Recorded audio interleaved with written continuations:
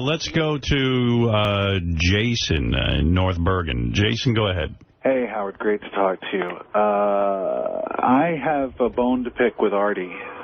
Artie, I love you, man, but I've been listening to you talking about your whores for so long that this weekend I finally bit the bullet and I had my first prostitute. Right. And I don't think I can go to strip clubs anymore. I don't even know if I can date real chicks anymore. Why? Because it was so good? She was phenomenal, Howard. Wow. Well, why do you have a bone to pick with them then? Because I'm ruined. He wouldn't have done this if Artie hadn't promoted him. Are you single? Well, let me ask you something. Yeah. How much did you pay the girl? You won't believe this. It was in Manhattan. It was $250. Okay, and was she a 10? She was probably an 11. So she's hotter than any chick you ever got. She's hotter than any chick I will ever get. Wow. And are you a good-looking guy, or? No. No. All right, and so you... I'm about 6 feet tall and about Artie's weight. How did you find this prostitute? Craigslist. Craigslist. You go on there, and what do? You write her a note, and you say, look, I need a prostitute? Sort of, yeah. Yeah. And then where do you meet up with her? At a hotel? Yeah. So you have to show up for the hotel? No. Why not? It was her hotel room. I see. And aren't you afraid that it could be a setup where they beat you up and rob you? You have no idea. I went through every scenario in my head possible. I was thinking, she has two guys around the corner, and whenever I call her from downstairs, they're going to come around the corner and mug me and beat the shit out of me. I thought, this is a setup. It's a cop. She sounded on the phone like one of the chicks off of Dateline. So you get to the room, you knock on the door, and you... No, actually, she had gone to the deli down the block. It was a total, it was almost like Artie was talking about the girlfriend experience. Mm-hmm. Because when I called her from downstairs, she said, I'm at the deli right down the block. I'll meet you in 2 seconds. Okay. Wow. And then she said, when we were walking down the block to her hotel, and she said, let me walk in a few seconds before, just as soon as I get through the door, cross the street and follow me, and I'll meet you at the elevator. And we went upstairs. What was she wearing when you saw her? Oh, God. She was wearing like one of those, when you were talking about Lisa G the other day wearing the skirt, was it a skirt or a shirt? Right. Which one is it? But she was wearing it without jeans. Yeah. Didn't have a bra on. And she was wearing what, like high heels? No. See, I'm not into the stilettos. She was wearing total flats. Flats with like a little mini skirt? Yeah. And she was too short, but that's the only flaw that this girl had. Who'd she look like that's famous? Oh, God. I don't know. She said that she's part Italian and part Asian, but I didn't see any Asian in her. The Italian I saw, Artie, you would have loved her. Mm-hmm. So her tits were a little too small for you, Artie. You go up to the room and then she what? She undresses in front of you? Yeah. And then you just bang her? Sorta. The thing was, I'm like you. I'm like 2 pumps and I'm done sometimes. And so she was, at one point she was on top of me and she was tight. It was like she'd never had before. She was tight. Trust me, she's had before. Well, yeah, probably so. But tight, okay. She was on top of me at one point, and I said, whoa, because I wasn't about to, make this last 2 minutes and be done. Right. And so I said, whoa, hold on just a second. And I was sitting there inside of her with her on top of me, this gorgeous body on top of me, and we just sat there and talked for a few minutes. Mm-hmm. What are you talking about? We were talking about where she's from. She's actually originally from the same state that I'm from. And you were looking for some contact. I mean, like some connection. Yeah. Yeah, kind of, but... You're hungry for love. Well, sort of. Dude, I got to tell you something. I didn't go there for love. Did you kiss her? No. She wasn't into that. There was no kissing. Can I say something? And I want you to be honest with me. Yeah? Sounds like you're a little bit in love. Come on, be honest. Completely. Well, I'd go back, that's for sure. Yeah. Yeah. This guy's smitten. She's got a regular. Yeah, she's got you hooked, man. It's like heroin. She's Alexandria Dupree to your Spitzer. Right. You know what? I thought about her, and she is about, I've seen all the pictures of her, and I think this girl is 10 times hotter. Yeah. Wow. Than Spitzer's girl. Wow, and Spitzer's girl was pretty hot. You know, I can send you to Gary if I find out how. I'll send you their pictures of her. Yeah, can you direct us to her Facebook? I don't know her Facebook. Craigslist. Can you direct us to her ad? Because, I mean... Absolutely. I think I found it. You found it? How do you find it, Benji? Find it? Well, I used some of the keys he said. Are you from Texas originally? Yeah. Okay, yeah, I found it. Let me see her. Yeah, he did. Can you put that Visiting up? in New York. Well, this is her ass. That's what she says. Is there a picture your of her microphone's ass? blocking it. Wow, nice ass. Holy shit. She's hotter than the pictures, I swear to God. Well, how come we can't see her face? I'll look at her other ad. She's How got did you know he up. was from Texas? Well, she has a 214 area code. And she also says Jesus. she's from Texas. Not Oh, I nice feel to bad have. now. She's going to be totally busted. But how did you figure... Well, why is she busted? She's on Craigslist. I used Italian and Asian. Yeah. And $250. Wow, all that's in the ad? Oh, no, this does say from Texas. Okay, yeah. How's her body look? I mean, is that the only picture? No, there are more pictures of her. She's a 32C. She's a C. 32C, yeah. Are those fake titties or real? No, they're I can't real. tell this picture. They're very real. Look at me. I'm like looking at the pictures. I mean, no, the picture of her ass is great. Yeah. You mind if Artie fucks her? I bet you would. I bet you'd be upset. Yeah, let me see. Let me see. It's only fair. Very nice. Oh, Let's see. man. Yeah, she's I pretty. can't see. I have to leave the show to see. Hold it. Wow, she's hot, man. Look at that. Look at her face. Man. Wow. Humma. I mean, hubba. It's like, you know what? You go through in your head, like, why is she doing this? We could call her right now. Yeah. I mean, she might be available right She's now. hot. She's I have really a feeling good she's looking? not going to be $250 this afternoon. Well, she's $350 alcohol. Yeah. So we'd need $350. You ever thinking of paying her $350 so she can, you can hang out with her and go out somewhere? Absolutely. How do you determine what you're going to do? I mean, did you have a discussion about that? We did have a discussion about that. So and she was really straightforward. She's actually got she's got a great personality. After you blew your load, did you stay around for a while? Yeah. How long? Well, all told, I was there about 50 minutes. 5-0. Yeah. And she's probably like, I wish the guy would get out would he already. shut up and get out of here? Well, she was telling me about all the crazy shit that I actually name dropped you because she was talking about all the crazy shit that some guys ask her to do.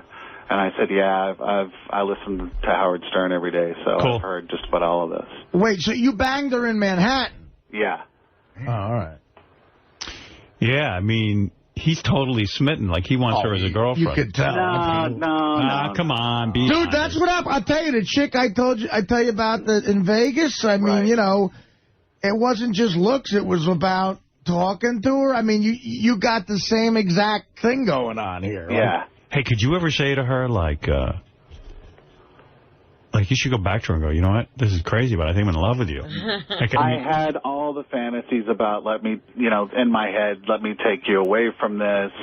Right. Are you like a rich guy? Or? Are you Richard Gere? No. Oh. What do you do for a living? I do word processing for an investment bank. Listen, honey, I'm not Richard Gere, but I'm a fantastic word processor. Yeah, I want to take you back to my little I want to take you to my shithole in Jersey. Perhaps You'll you've never heard have of to hook again. Of course, you won't have shoes. Those little Exactly. flats you have are going out the window. perhaps you've heard of word processing. I didn't want to say this. I didn't want to reveal who I am, but what a great movie. At the end, you just go, I don't want to reveal who I am, but I'm a word processor. And you know what? I've blown all my money on you. On an annual basis, I make 15 grand. I'll be able to see you exactly Actually, once every 6 months. You should say to her, how does $15,000 sound to you? She'll go, oh, my God, no one's ever offered me $15,000. Well, that's what I make a year. And I want you to share that with me. I actually Teen think I'll do a little bit better than 15 grand. Well, I hope. I was exaggerating for the sake of comedy. I kind of figured that. Did you kind of walk out of there thinking, was she good enough that you were thinking, I think she's into me? No. No. No. She wasn't No, into you. I go to strip clubs and I know how strippers work their stuff. So. Yeah. But while you were banging her, did she put on a good, show for seeming interested in you, or? Yeah. And she's got this move where, not that it's incredibly original, but whatever position we were in, she somehow found my balls with one of her hands. Wow. Wow. No kidding. It was awesome. She's like Allen Iverson. Juggling those balls. Yeah, he always finds the ball. One of the added bonuses of being with my lady is that she can always find my balls, no matter what position I twist her in. Do you do that, Robin? Do you ever, like stroke the guy's balls while he's fucking you? Why do we have to talk about me? Well, with Florentine, she can't avoid him. Are you kidding? She has to use her hands and feet. Jimmy's got a beanbag chair in his crotch. I got to talk to Beth about what she's not doing. What else did your hooker do? No one finds my balls anywhere. No matter what position. Yeah, I'm getting a little annoyed. I wouldn't suggest marrying a hiring one to give your wife some coaching is perfectly okay. Yeah. Wow. So you got kind of like the girlfriend experience. All right. Hey, listen, thanks for the call, and I guess congratulations. I don't know. I mean, I'm not into promoting prostitution, but... where are you on the relationship scale? I mean, you're single, but... Single and useless. I'm kind of like Artie was talking about. Yeah. I'm Artie without the money. He's hitting too high on another kind of scale, it sounds like. Are you chubby? I'm chubby, yeah, but I also, I don't know how to meet women. Yeah.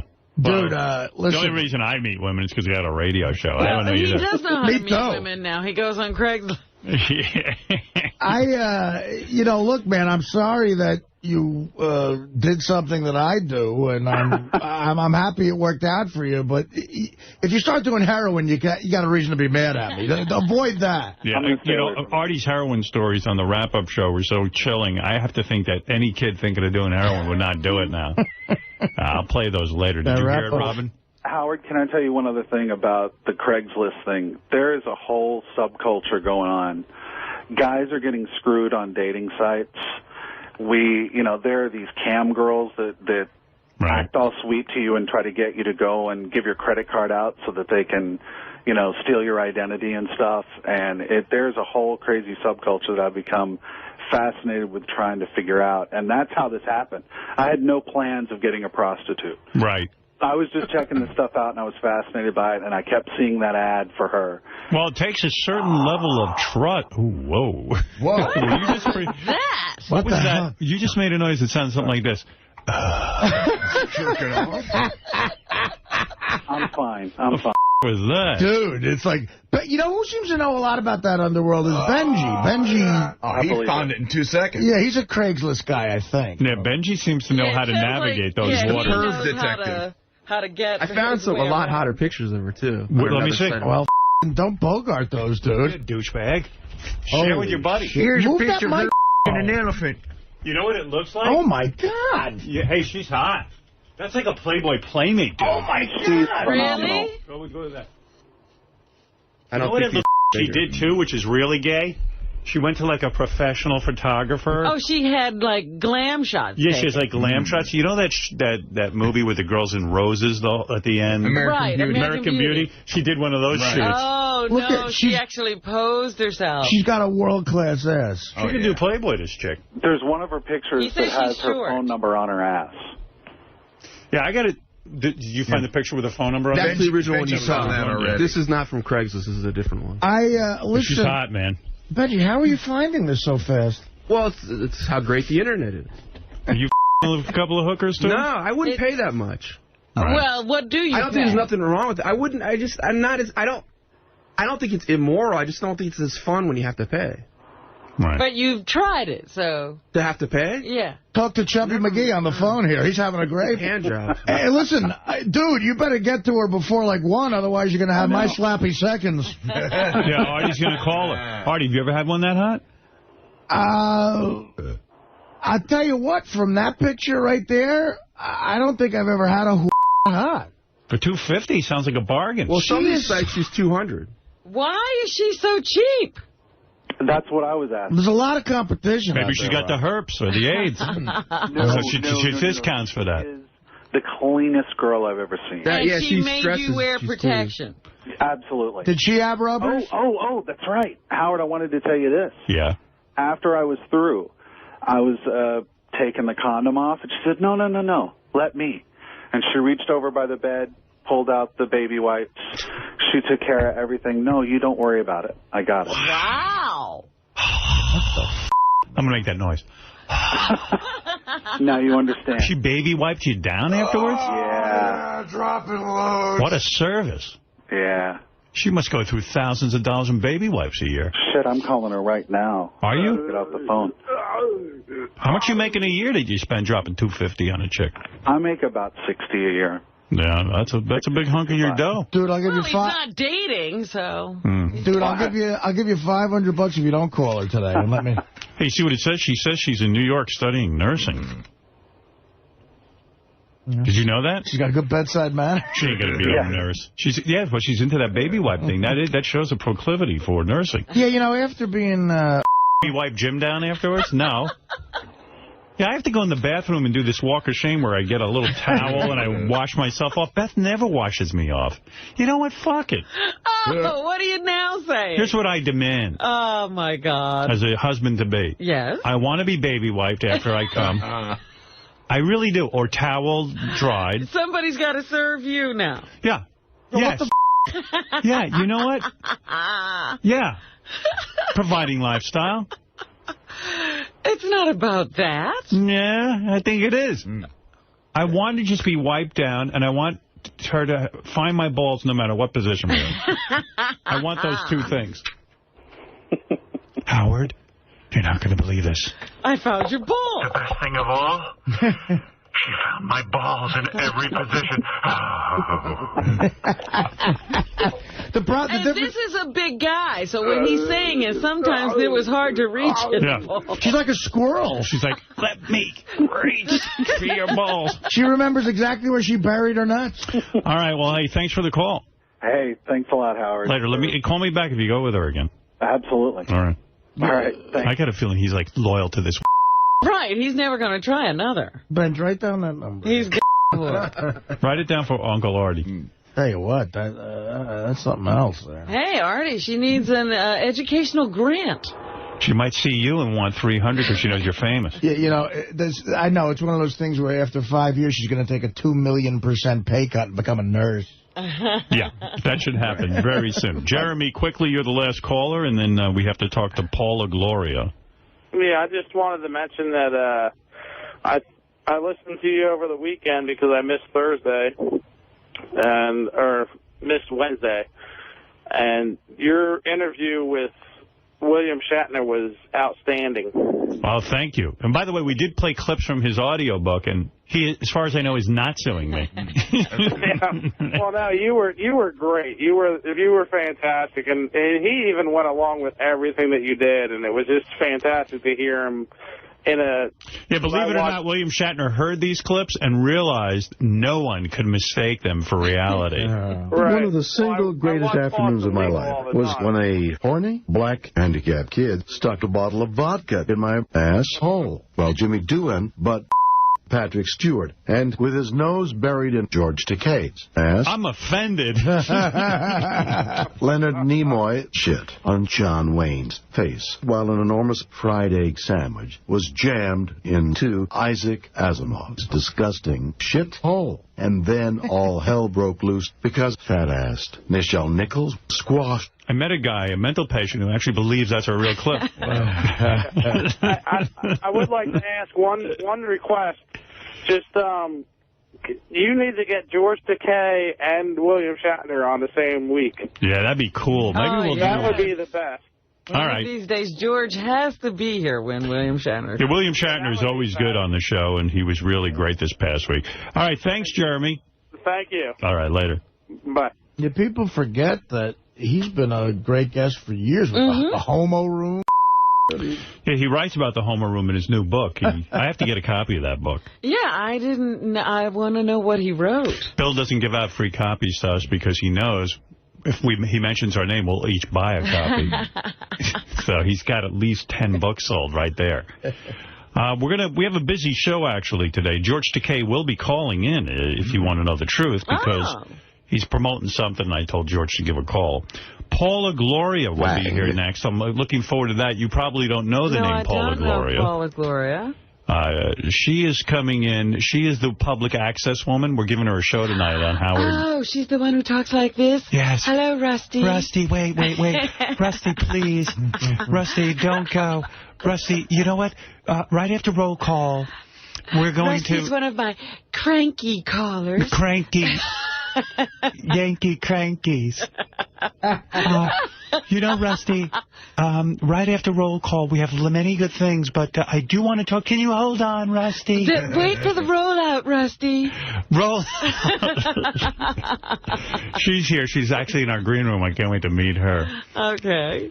And Miss Howard TV will be here to spin the wheel of JD. Ooh. Oh. Because she wanted to know why we don't have her on anymore. We told her she doesn't do anything interesting. No, wait. You mean Miss Black Howard Stern. Yes. Oh, that's not Miss Black Howard Stern. Miss Howard TV is a very, very different thing. Oh, Miss Howard TV is coming by. Oh, so she's not spinning the wheel of of JD. No. Oh, Miss Howard TV is coming by. Miss Howard TV, the new one for the month. Oh God! Sorry, not Miss Black Howard Stern. No, I can't. Miss Howard TV Day is a great day. You know what, Artie? I can't believe you haven't watched the bowling show because all of your old girlfriends are in it. Really? The bowling show gets so many great letters in our email. I can't even begin to tell you. I mean, people love that bowling show. It's chicks in thongs bowling with Scott the engineer. I got to tell you, I got caught up in it. Well, yeah, you probably wanted to see what Jim was up to. I wanted to see what Jim was doing. And then I was all of a sudden caught up in the bowling. You know, I was watching and I go, I'm not watching this whole thing. And then I watched it. I know. I watched it till the very end. I was like, oh, my God, because I got to see who wins the next bracket. Yeah, because it's bracket. You know, when we were discussing the show, I said to Doug, because we were going to do like weird shit to with the girls. I said, I think people want to see them bowl. Absolutely. It is so funny, the bowling. It is. Are you a good bowler? Can you bowl? Oh, I can't bowl at all. I bowl like they do. Yeah.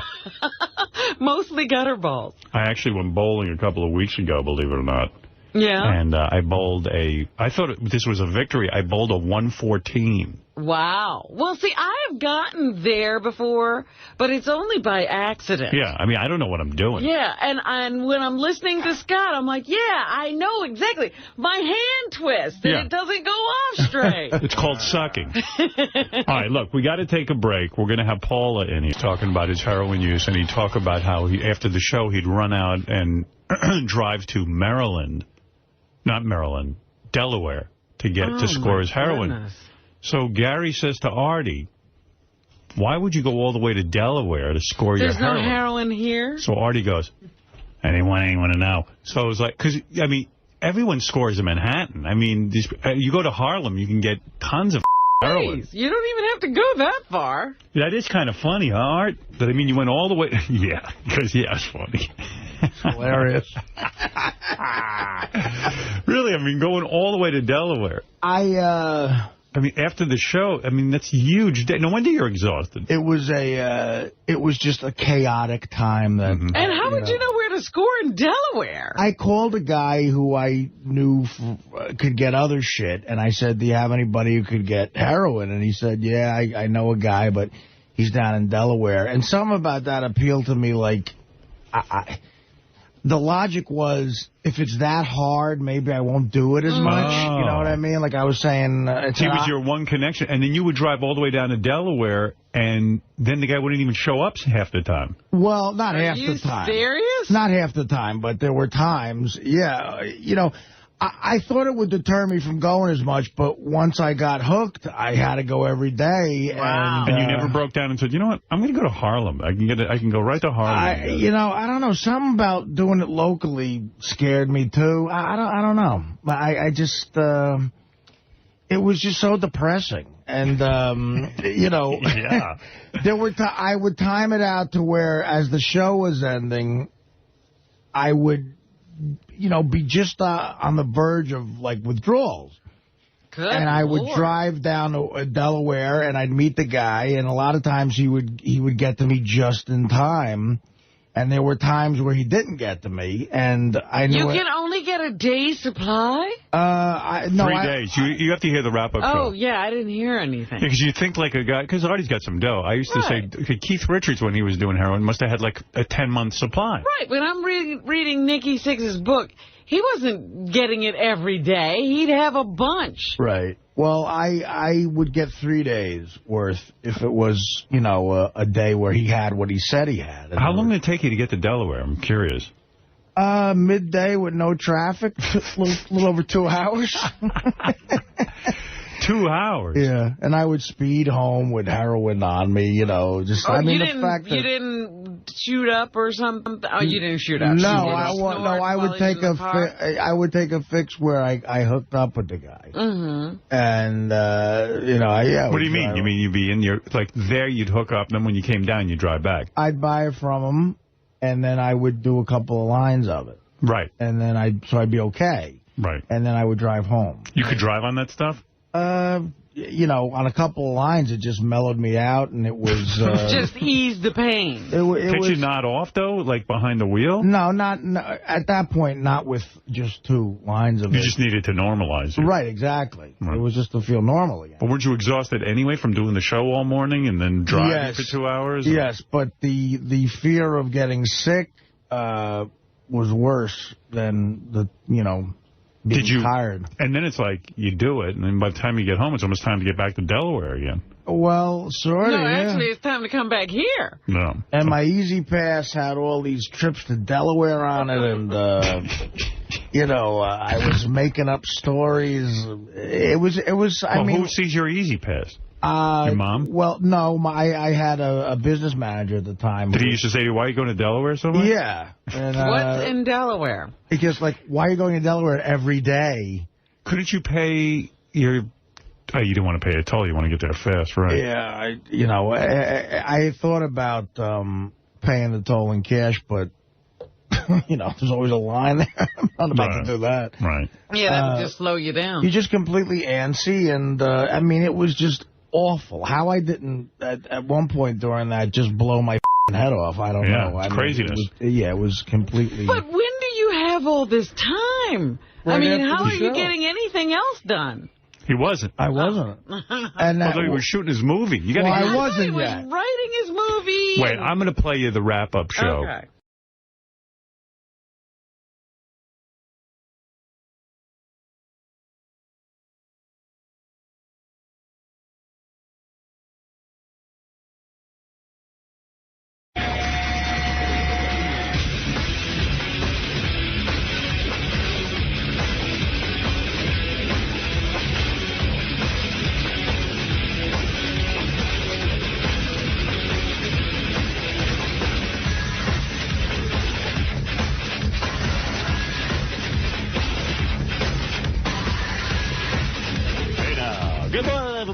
What's happening? Yes.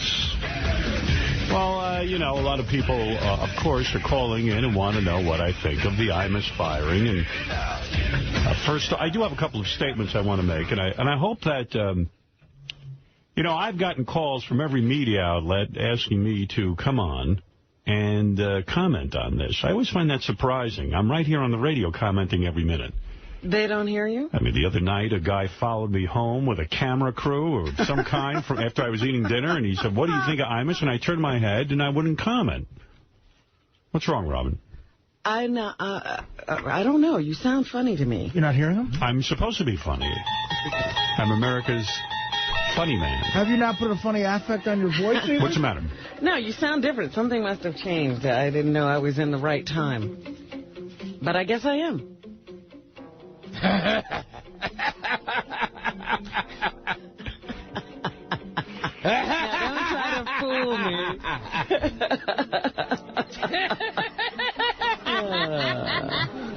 I'm moving my lips so Robin can't.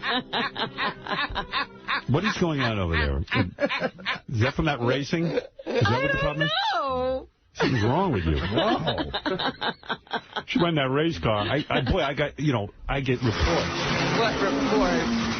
Yeah, I'll read it. Well, I did want. Let me comment on Imus. Yes, All yes. right, You were saying that. Because I get sidetracked, and that's what happens. I got to give Dominic $1,000. What I tell you. Hey, I said he was supposed to meet with the Rutgers girls on Tuesday, and I said, will he be employed by then?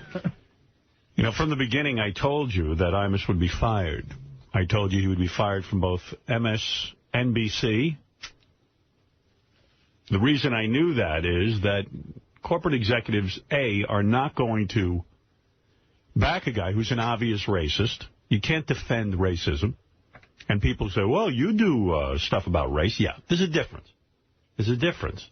Well, that was the offensive thing to me, that once it happened, again, your name is brought up. Right. It's Howard and Imus, all of a sudden, your team. Yeah, there's more of that going on now, and I'll play you some of the clips of that. But, a lot of people wanted my comment. In fact, my agent said, do you want to do Good Morning America? We could actually, Robin, be on Good Morning America Live while we do the radio show. All kinds of... Hoping to hear a racist statement come from here. Right. All kinds of hoops that we could jump through in order to be on these people's shows. And I declined everything because I'm on Sirius Satellite Radio. That's where you can hear me. And if the media wants to hear my comments, they can tune in and copy them down and write an article about it. They're all here. Usually they steal the show anyway. They can play them. Right. So how do I feel about Imus? A lot of people have said, well, you can't be happy about this. You're a First Amendment guy. You defend the First Amendment. You can't be happy. Oh, I'm very happy. That motherfucker deserved to go down because there's a difference. And Imus, for some reason, has had a lucky star over his head for years. And by that I mean, he has made outrageous, slanderous comments and gotten away with it somehow. And and continued to have the kind of reputation where politicians and this morning. Oh, no shit. Yeah. That's not nice. You get up, you're trying to have your orange juice. You read that your life mate is making out with some other guy. Someone else's ass. And they just had a baby together. Well, they got a baby, and they were thinking of getting another baby. That's what they say in this article. Sometimes you have kids, it ruins the relationship. Right. All right. Well, that's what they say. And who's the divorced billionaire who has his publicist double as a matchmaker? He has the rep seek out and then screen his dates to make sure that everything's up with him. I don't even know who that would be. They don't give us any way to tell. It could be anybody. I got a good feeling. Do you really? No, I have no idea. How many billionaires are there, first of all? 4. Forbes has a list of 500, right? 500 billionaires? Billion is the new million. Is it? I don't know. I thought I'd make that up. They're saying about ages that 40's like the new 30. I'm going to be 40, and I feel like it's the new 70. In your case, 40 is the new 40. I mean, I guess so. Yeah.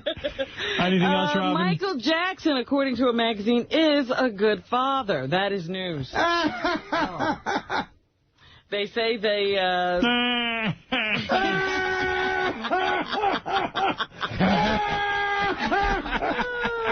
You know, it's a great trivia in Cape Fear, the movie that De Niro's laughing at too hard. Yeah. Do you know what the movie is? What is it? It makes it so much funny. What is it? Problem Child. Oh, that's great.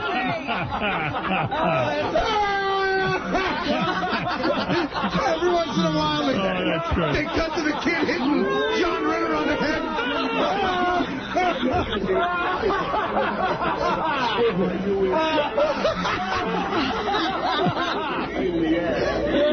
great. I didn't realize it was Problem Child. Well, Michael Jackson, I guess. That's great. That's great trivia. Yeah. Problem Child. That poor family that's in there watching it. Oh, they're being tortured by this. That movie is so brilliantly done because you feel so bad for them. Creepy. What's the name of that movie again? Cape Fear. Cape Fear, right. Scorsese. Skazzy. Anything else? Yes, well, I was talking about Michael Jackson being a good father. I didn't even get to finish the story. He was visited, I guess, by Now, stop that. He's got the big obnoxious cigar in the movie theater.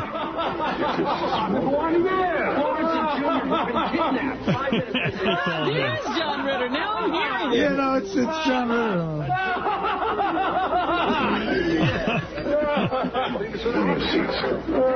We're moving seats.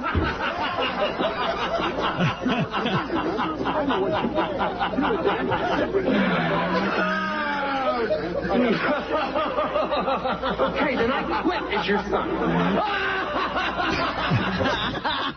Can you imagine if that guy had gone over to him and said, "Can you please quiet down"? Oh, my God. He was asking for it. Right. Jamie Foster Brown saw Michael Jackson with the kids, and Sister to Sister magazine, she writes that they were walking around, they were taking pictures, they weren't wearing veils when they were indoors, but of course, the kids even know. When you're going outside, you grab a scarf and put it over your head. Because who wants Michael Jackson as your mother? So she says that they were not privileged at all. They had a lot of fun. They like to make jokes. They're very well-spoken, and they're very intelligent. And when Michael thinks they're getting out of hand, he does reprimand them. You better stop that. Yeah. You better not do that. She thinks he's doing a fine job. Yeah, because he's normal. Yeah. I guess he's hitting a lot of fungos to his son. Anything else, Robin? In Iraq, you know, things are going from bad to worse. Lots of violence. The 𝗛ص 𝗶𝗿, that dude, he is calling for his representatives to leave the government. He wants a timetable for when the United States will be out of his country. However, one Iraqi lawmaker who's part of the government right now is not willing to give up in spite of everything going so badly so far. Number one. The question is, are we willing now to give up, or we are willing to continue? We are willing to continue, and we will never give up. Give up. No, he's not going to give up. But 𝗛ص 𝗶𝗿 is leaving the government. And what did they say in Lion King? It sounded like 𝗛ص 𝗶𝗿. What was it? Hakuna Matata. Hakuna Matata. I knew it was something like that. Hakuna 𝗛ص. How's this song go, Fred? Hakuna Matata. Hakuna Matata. I don't know the rest. I don't know the rest either. That's all I know. Yeah, he's calling for his people to leave the government and not to participate. And there is speculation that he may be willing to mount another offensive against U.S. troops. You never know. I wonder if that guy's ever seen Lion King. That's my name. Hakuna. I forget what they were.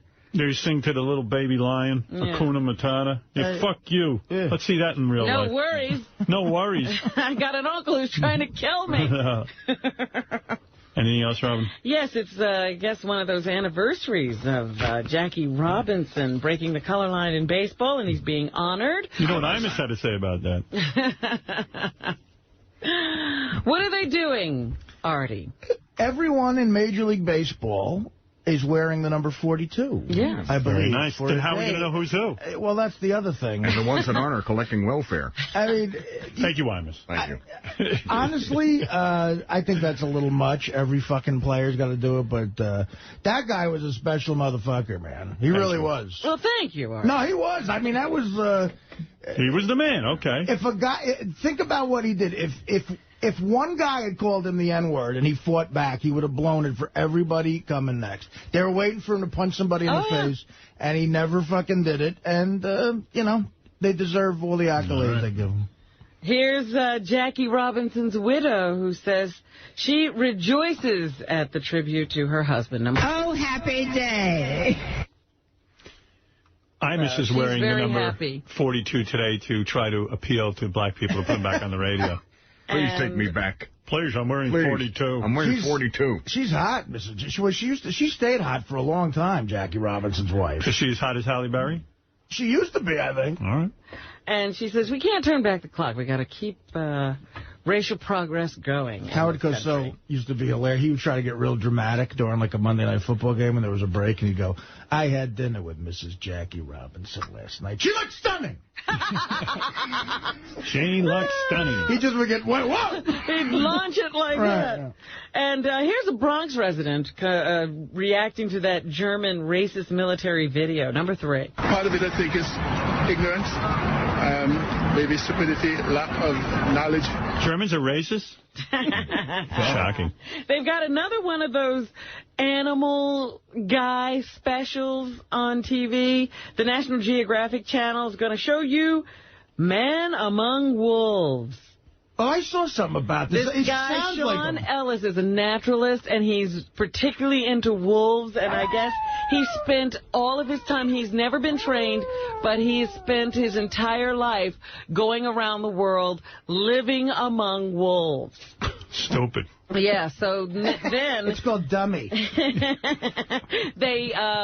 It turns out that at some zoo, they had a litter of wolves, and they were rejected by their mother, so they called him up and said, would you be willing to live with the wolves and teach them how to be wolves?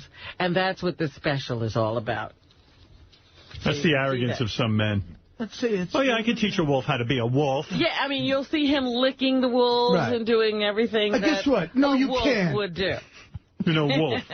You're not a wolf. Anything else? That's the National Geographic Channel at 9 tonight. The #1 movie at the box office this weekend was Disturbia. Never heard of it. I had $5,000 on I Think I Love My Wife. No, you didn't. Make it a big weekend coming. Disturbia is sort of a remake of Rear Window. It's about a kid who gets, he's under house arrest, and so all he can do is peep on his neighbors for amusement, and he thinks he's... Remake a perfect Hitchcock film. Good idea. A murder. But everybody made $23 million this weekend. Right. Shia LaBeouf is in the movie, and David Morris plays the creepy guy he sees. Morris shares his thoughts on his young co-star, #7. He's fairly young, but he's got a lot of experience. All right, I don't have to hear this. They're saying this is the next big star, this Shia LaBeouf. Good. Meanwhile, the Halle Berry Bruce Willis movie didn't make a lot of money at the box office this weekend, only taking in $11 million. Here's Halle Berry on playing two characters. When Roe was pretending to be Catherine, I had to... Must have been easy for her. She's kind of crazy. ...act well enough so that the Bruce Willis character would believe that I was Catherine, this little tardy temp that was there for his pleasure. When those two banged on the set. I saw her interviewed over the weekend, and gosh, I think she's still stunningly beautiful, but... I'm not even trying to be funny. She seems really dumb. Yeah. Well, she's saying she had to act really well so that Bruce Willis would realize she was someone else. Yeah, she says a lot of real dumb things. I mean, it's amazing what she's saying there. Yes, I had to make sure he knew I was a different character. Yeah. Anything else, Robin? Amazing. Oh, I forgot to play you Don Ho on the Brady Bunch. Wow. Oh, that's a classic. Remember that? No. Don Ho was on the Brady Bunch, #6. I know who you are. No wonder he sings so good. He's Don Ho. Don who? Don Ho. You know, the Brady That's why kids. I love that show. The Brady kids were hip in 1974, excited to see Don Ho. Is that the one where Don Ho rapes Marsha? Oh, or do I have that wrong? Dare you? That's not funny. That's offensive. He rapes Alice, which makes it even worse. Go rape Alice when she's 10 feet tall. Everybody jumped on my case about Grindhouse. Don Ho rapes Alice. Oh, I would like to see that episode. Well, that's never going to happen now because the poor man died. I'm Don Ho. I'm Dead Ho. He's also the Tiny Bubbles is also featured in a great Odd Couple episode where they're trying to bang the pigeon sisters. Oh, really? Yeah. Anything else, Well, Robin? anyway, no, what I was saying was Grindhouse. Everybody jumped all over my case saying it was a great movie. Well, it made $4 million this weekend, falling out of the top 5, looking like a real flop. Raging Bull almost ended Scorsese's career, made no money. Is that true? Yeah. Unbelievable. They handed him his walking papers after that. Such a great movie. Here's Rosie O'Donnell saying that I don't have it, but she says she's not going to talk about the president on The View anymore. She's decided from now on she will talk about other things on The View, according to her. This is what she's written on her blog. She talked pussy, I tune in. Really? Talk some pussy. I had pussy. I guess she's getting a lot of flack for those monologue she does where she says there was a conspiracy behind 9/11 and that the administration might have been responsible for it. So now she's not going to talk about the president at all. There's a guy in there. I had some pussy last night. When Times Square was fun and it had all those sex shops, me and my buddies would take the bus in, and there was a guy with a microphone on the top floor of one of those places. He'd get a mic, and Benji probably knows, he would just go, all right, come on up, we got pussy, pussy, pussy. Bring the kids. Yeah, like a fucking circus dude. I used to get so scared my dad would take me into the city. Yeah. Family day, and you'd walk by those things, and you'd hear pussy, pussy, pussy. Right. You're scared, man. I mean, it was intrusive. That on the street. I never heard pussy, but... No, but they were pretty obnoxious in your face. Yeah. Anything else? Yes, there's a new television show called Thank God You're Here. Have you heard about this thing? Improv. I remember thinking my dad, when he's not with us, must go into those places. Oh, jeez. Yeah. This is the one that's George Takei was talking to us about when he was here. He's going to be a guest star. It's an improv show where you have the guy coming through the door has no idea of the script or the subject matter, and he has to come in and sort of get up to speed with everybody else. Here's David Alan Grier joking about his participation on the show. Number 10.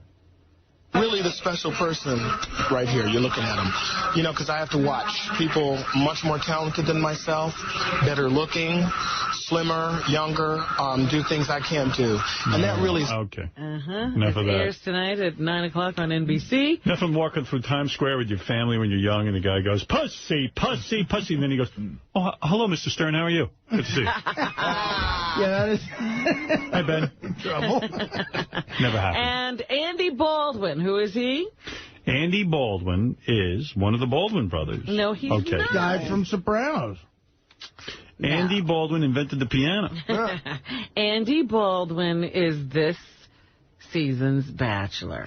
Oh, I watched that show. I love it. I didn't realize that was his name. Yeah, it's Andy Baldwin. He says he thinks he'll be able to find, he'll be successful in finding the right woman. The Number Bachelor. 11. Andy Baldwin, officer and a gentleman, continues right after these words. I believe in true love, and I haven't found her yet. And so if I'm able to pre-screen, a bunch of women out of a crop of like thousands that have applied to meet me in particular. Oh, who cares? Even I don't care. And here he talks about being on camera. I'm a Navy doctor. I know that, and I know Navy diving, and I know how to race triathlons, and I like to think that I know how to talk with women, but this whole being in front of the camera thing, I'm giving it my all right, okay. Oh, boy. Oh, he's deadly. You can watch him? Well, they added him out of it. It's all about the girls fighting with each other. He's a war. That's amazing. And the whole time he keeps going, I'm the luckiest guy in the world. Just fuck one of them. Finally, Dancing with the Stars. Lisa Gibbons kicked off last week. Billy Ray Cyrus is still on the show, even though he's terrible. Terrible. Here's Billy Ray talking about why he wanted to participate. Somehow... Because nobody pays attention to him anymore. I've always hoped to represent the impossible, especially for kids in eastern Kentucky, where I come from. More bad shit's done in the name of kids. Really? Yeah, I want I'm to prove doing to this kids. stupid crap because of kids. You proved to the kids in Kentucky when you had that hit song that good things can happen. Now you're proving to the kids in Kentucky that once that hit song goes away, it gets pathetic. By the way, my theory, Mr. Edgy movie star, Vince Vaughn gets slimed at this year's Kids' Choice Awards. Vince Vaughn? Mr. Edge. There you go. All right. Getting slimed. No one's got balls anymore. Oh, and one more thing. There's a chick in Britain who lost out on the sweepstakes of marrying Prince William. Prince William abruptly ended his relationship of 5 years with Kate Middleton over the weekend. She was hot. It's too bad. Very sad story. Yes, Artie? Don't forget, May 4th, I'm at the Jackie Gleason Theater in Miami. Call Ticketmaster. And tonight I noticed they're going to rerun one of my Conans. So. Oh, wonderful. Artie on Conan, I meant to say that. Yeah, now, it's a good thing that Prince William is broken up. It means your daughters are back in the race to become the Queen of England. I got to ship them right over to How about England. that? I would like that. Wouldn't that be great? I would like them to hook up. Because they will be little princesses. Literally. What, Fred, is that it? Rob, we got is that a couple of things That's it. All right. Get ready for King Norris Saturday, May 5th. Burke's Bar, 645 Bronx River Road, Yonkers, New York. Go to kingnorris.com for more information. It's Bob Levy Friday, April 20th at Treehouse Comedy, Danbury, Connecticut. Call 203-744-5575. And Saturday, the 21st, The Thirsty Turtle, Stamford, Connecticut.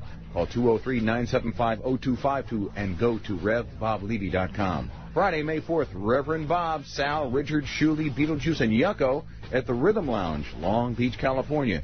You can see the same show Saturday, May 5th at the Avalon in Hollywood, California. Go to cleanboxentertainment.com for details. See Richard and the Killers of Comedy at the Higher Ground, Burlington, Vermont, Friday, May 11th, and Saturday, May 12th, at the Egg in Albany, New York. Go to killersofcomedy.com for info. To book Benji and his naked lesbian bachelor party strippers and to see their new, dirty, interactive website, go to dialadancer.com or call 1-800-414-7808.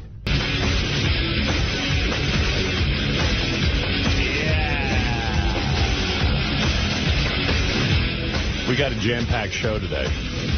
I got the creator of Sirius Satellite Radio coming in, Martine Rothblatt. Martine's coming in? Oh, cool. Who used to be Martin Rothblatt. I wondered if Martine was like Martin before. Yeah. Or if she went a completely different way. He was born a man. You know, if this place were run like the Mafia, we would all owe her a tribute at the end of the month. We'd have to give her like 10 G's. That's right. She'd have to get some money, right? Yeah. Sure, she would appreciate it. She. Dice. Is Martine a very wealthy person? I don't know. I hope. I don't know. I mean, the guy who created Home Improvement's wealthy. Told me he didn't really make a lot of money off it. I think he told me that, but we'll find out. And Dice is going to stop by. He's got a TV show debuting on VH1. He's going to come in. Artie's in that show. You're in it, too? Oh, no, I think I'm in it. I just signed my release to do... I'm in probably an episode where he comes in here, but I'm also in an episode where we did stand-up together up in New Hampshire. I just signed all my releases and got it back to them. Yeah, I'm in episode 1. I think you are, too, Rob. I mean, I don't even know that you... Well, I think the show's in, probably. Yeah, I don't remember. I saw it. They brought cameras in here, I think, yeah. Martine is very rich? How do you know that? Whatever. We'll find out later.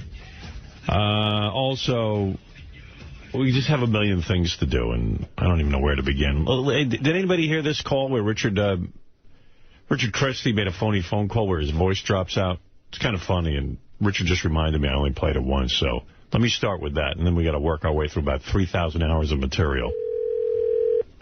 Hello? Hi, how are you doing today, sir? I'm doing pretty good, sir. I'm sorry, is there something wrong with your phone? No, it's something wrong with your phone. Yeah, I'd like to shoot my load all over your face. I already sold the port furniture. Do you have hairy balls? Having what, sir? Hairy balls? Yeah. Do you have a tight asshole? You're breaking up. I can't understand you. Can you hear me okay? No, I can't hardly hear you, sir. I was wondering, can I come there and put my finger in your butt? Yeah, you can come here. I'm here. Yeah, I'm calling because I want to suck your cock. Okay, my clock, yeah, I still got it. Man wanted to buy it, said he's going to come by. But you know how that is. I would like to tongue your asshole, please. Okay. My address is Drive. You'll see the yard sale signs up. Well, I'm kind of in a hurry. I just want to come there and fuck your butthole. Okay, well, come on. Would you mind showering my face with your hot, creamy jizz? Yeah, it's already sold. My place sold. Yeah, can I come there and suck on your balls? Yeah, I'll be right here. Can I come there and shove a baseball bat in my asshole? The only thing I can hear you're coming here. I'll be here. Do you have a tight asshole? My answer phone?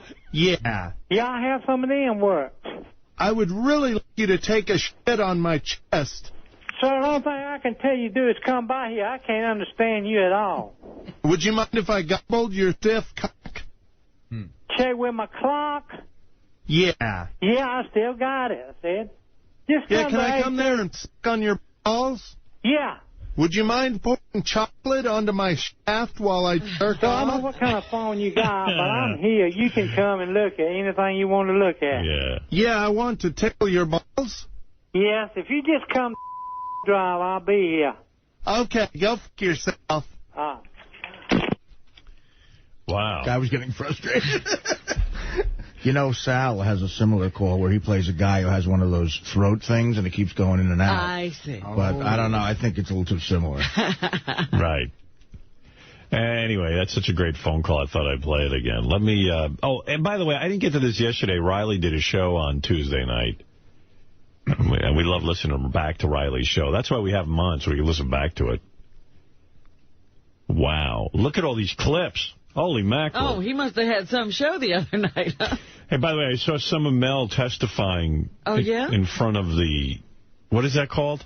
Some congressional commission. I don't know what the commission is. Yeah, he did a great job. He really did. He was just great in front of Congress. He didn't look tired? No, not at all. He was really good. Matt, you're on the air.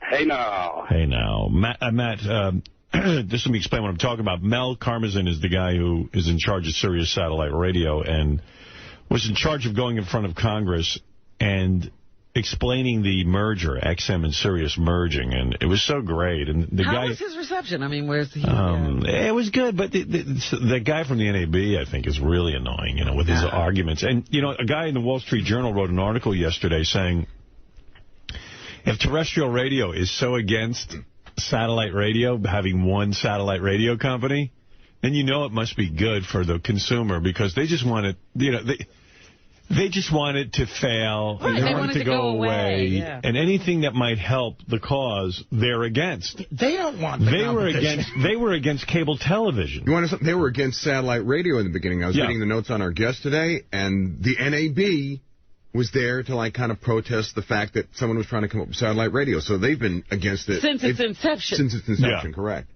So when you know if they're against it, it's probably good for the consumer. Yeah. And that was the gist of the Wall Street Journal article, unless I had it wrong. Did you read that, Fred? Yes, I did. Did you get the same thing out of it? Or Yeah, I did. Okay. Pretty much. Yeah, because your reading comprehension level is way higher than mine. No, yours is pretty good. No. I read something and I get it all backwards. No, you do all right. Thank you. But, he was really good. Anyway, go ahead, Matt. Well, Howard, thank you, and I just want to say I love all you guys. Nice. But let me explain how much of a loser I am, because I'm up doing my research for my master's degree. So, it's early in Los Angeles, and I'm watching C-SPAN. So, you can tell, well, maybe, I'm not the best to comment on this, but Mel Karmazin, he took away his opening statement that he was going to make and just went after the argument that everyone's bringing against you. And I mean, you want to talk about a fucking monopoly. Like, I drove from Pittsburgh to Los Angeles, a couple times back and forth. And I'd say from about Indianapolis to L.A., all you can get is Rush Limbaugh, Sean Hannity, and all they do is fucking lie to you for all those states. And Clear Channel isn't a monopoly. ExxonMobil isn't a monopoly. Well, terrestrial radio is a monopoly. In other words, it's radio, and satellite is another delivery system for music, like an iPod or radio. Or you compete with everything. You wouldn't see two different television companies. When you get cable, you all get ABC, CBS, NBC. Imagine if you subscribe to cable, and some of them had ABC, some of them had NBC, and another one had CBS. And you'd have to subscribe to 3 different cable companies to get all of them. That's what they want for satellite radio. They want to keep it down. I'm talking about the NAB. I don't know how much these congressmen could absorb. A lot of them are caught up in their own horse shit and agendas. But it seemed like Mel got through to them. Well, the thing about Mel is that he's the only one up there that's willing to say, here, go ahead, take a look at everything. If I don't have the answers for you, I'll come back to you with the answers. So it's a bunch of horse shit. Yeah, the guy in the NAB has no argument because the NAB's been against satellite radio from the beginning. They don't want anything to change. They don't want any technology. Why would you talk to them anyway, since they're a competing industry? Why should a competing industry have any say about another industry? Yeah, it's weird. It's like, well, that's like... The steel industry fighting with, China's steel industry and saying, no, we don't want them to be able to make steel. Yeah, just get oil from this country. Exactly. Yeah, it's really weird. And here they are arguing about satellite radio. You can see half these congressmen could care less because satellite radio, I mean, it's not anything you have to buy. No one's forcing it. It's not electricity. And nobody needs it. It's not like a utility like the phone or gas. Exactly. Yeah, I thought Mel did a great job. He made a great argument to say, I forget exactly what he was saying, that in the long run, we want to lower prices, and we're not a failing business. If you don't want to merge, that's fine. We'll continue and go on. All you want to do is help the consumer. You compete with everything. It's a bullshit argument against you guys. And, hey, Howard, I know you're kind of in semi-retirement, but this is a serious revolution you got going on here. Semi-retirement? I didn't know semi-retirement, man. All right, well, then let's get fired up and go after him. Because, you know... Get fired up and go after who? Everybody, let's go. Who would I go? Where are we going when we get ready to get fired up? I think the biggest favor I could do Sirius Satellite Radio is shut my fucking mouth about this, because I seem to be the catalyst for getting everyone angry. Yeah. Definitely. You know, my name came up in the testimony 900 times, I'd have to count. I mean, It was constantly, you really pay Howard Stern all that money? Did that come up? Yeah, oh yeah. How's that relevant? No, completely irrelevant. Well, one guy was like, I don't know much about this here satellite radio. I did go to a party once on the Potomac for one of them, and I was with some lady friend, and we was over there. Did they drone on like that? Yeah, nobody, you know. That's why it takes so long to get laws passed. I get nervous that no one even understands what Mel's talking about. Yeah, if they're carrying on like that. Yeah, but there was a Congressman Weiner, I think his name was. He's from New York. He was great. He got the whole thing. Yeah. He was just like, he goes, this isn't a monopoly. The fuck is... He was mad at the NAB guy. Right. He was great. Congressman Weiner. Like, you go, oh, thank God somebody's got a brain there. Ask the NAB if they like the iPod. They don't like anything that competes with it. Yeah, unfortunately, for some reason, they've got their hooks into satellite because... It's an FCC-regulated thing. The iPod is not regulated by anybody. Right. There's a lot of powerful industries out there. Yeah, there sure is. And no one wants anybody seeing satellite radio successful, that's for sure. I mean, the whole argument that it would cost the consumer more money is bizarre because it's costing these companies a fortune now. They can't lower prices because there's so much overhead in competing with one another. And you know what? Radio will always exist. I can explain it to you this way. When China knocks all the satellites out of the sky and you can't get us anymore, you'll still be able to get radio. Yeah, one guy was like, you guys, in other words, when you went to get Howard Stern, you had to compete with XM to get, him. And Mel goes, no, we had to compete with terrestrial radio. Howard Stern was on terrestrial radio. Yeah, remember? And we stole him away from there. We weren't competing with XM. Well, you're fighting the good fight, Howard. All right, hey, thanks, bro. No doubt about it. Right, hey, thanks. Well, Howard, if I can ask you for one thing, please. Yeah. Anything from Jack and Rod? Jack and Rod? I got some good stuff from Jack and Rod. What was the most recent Jack and Rod I liked? The one with Crackhead Bob.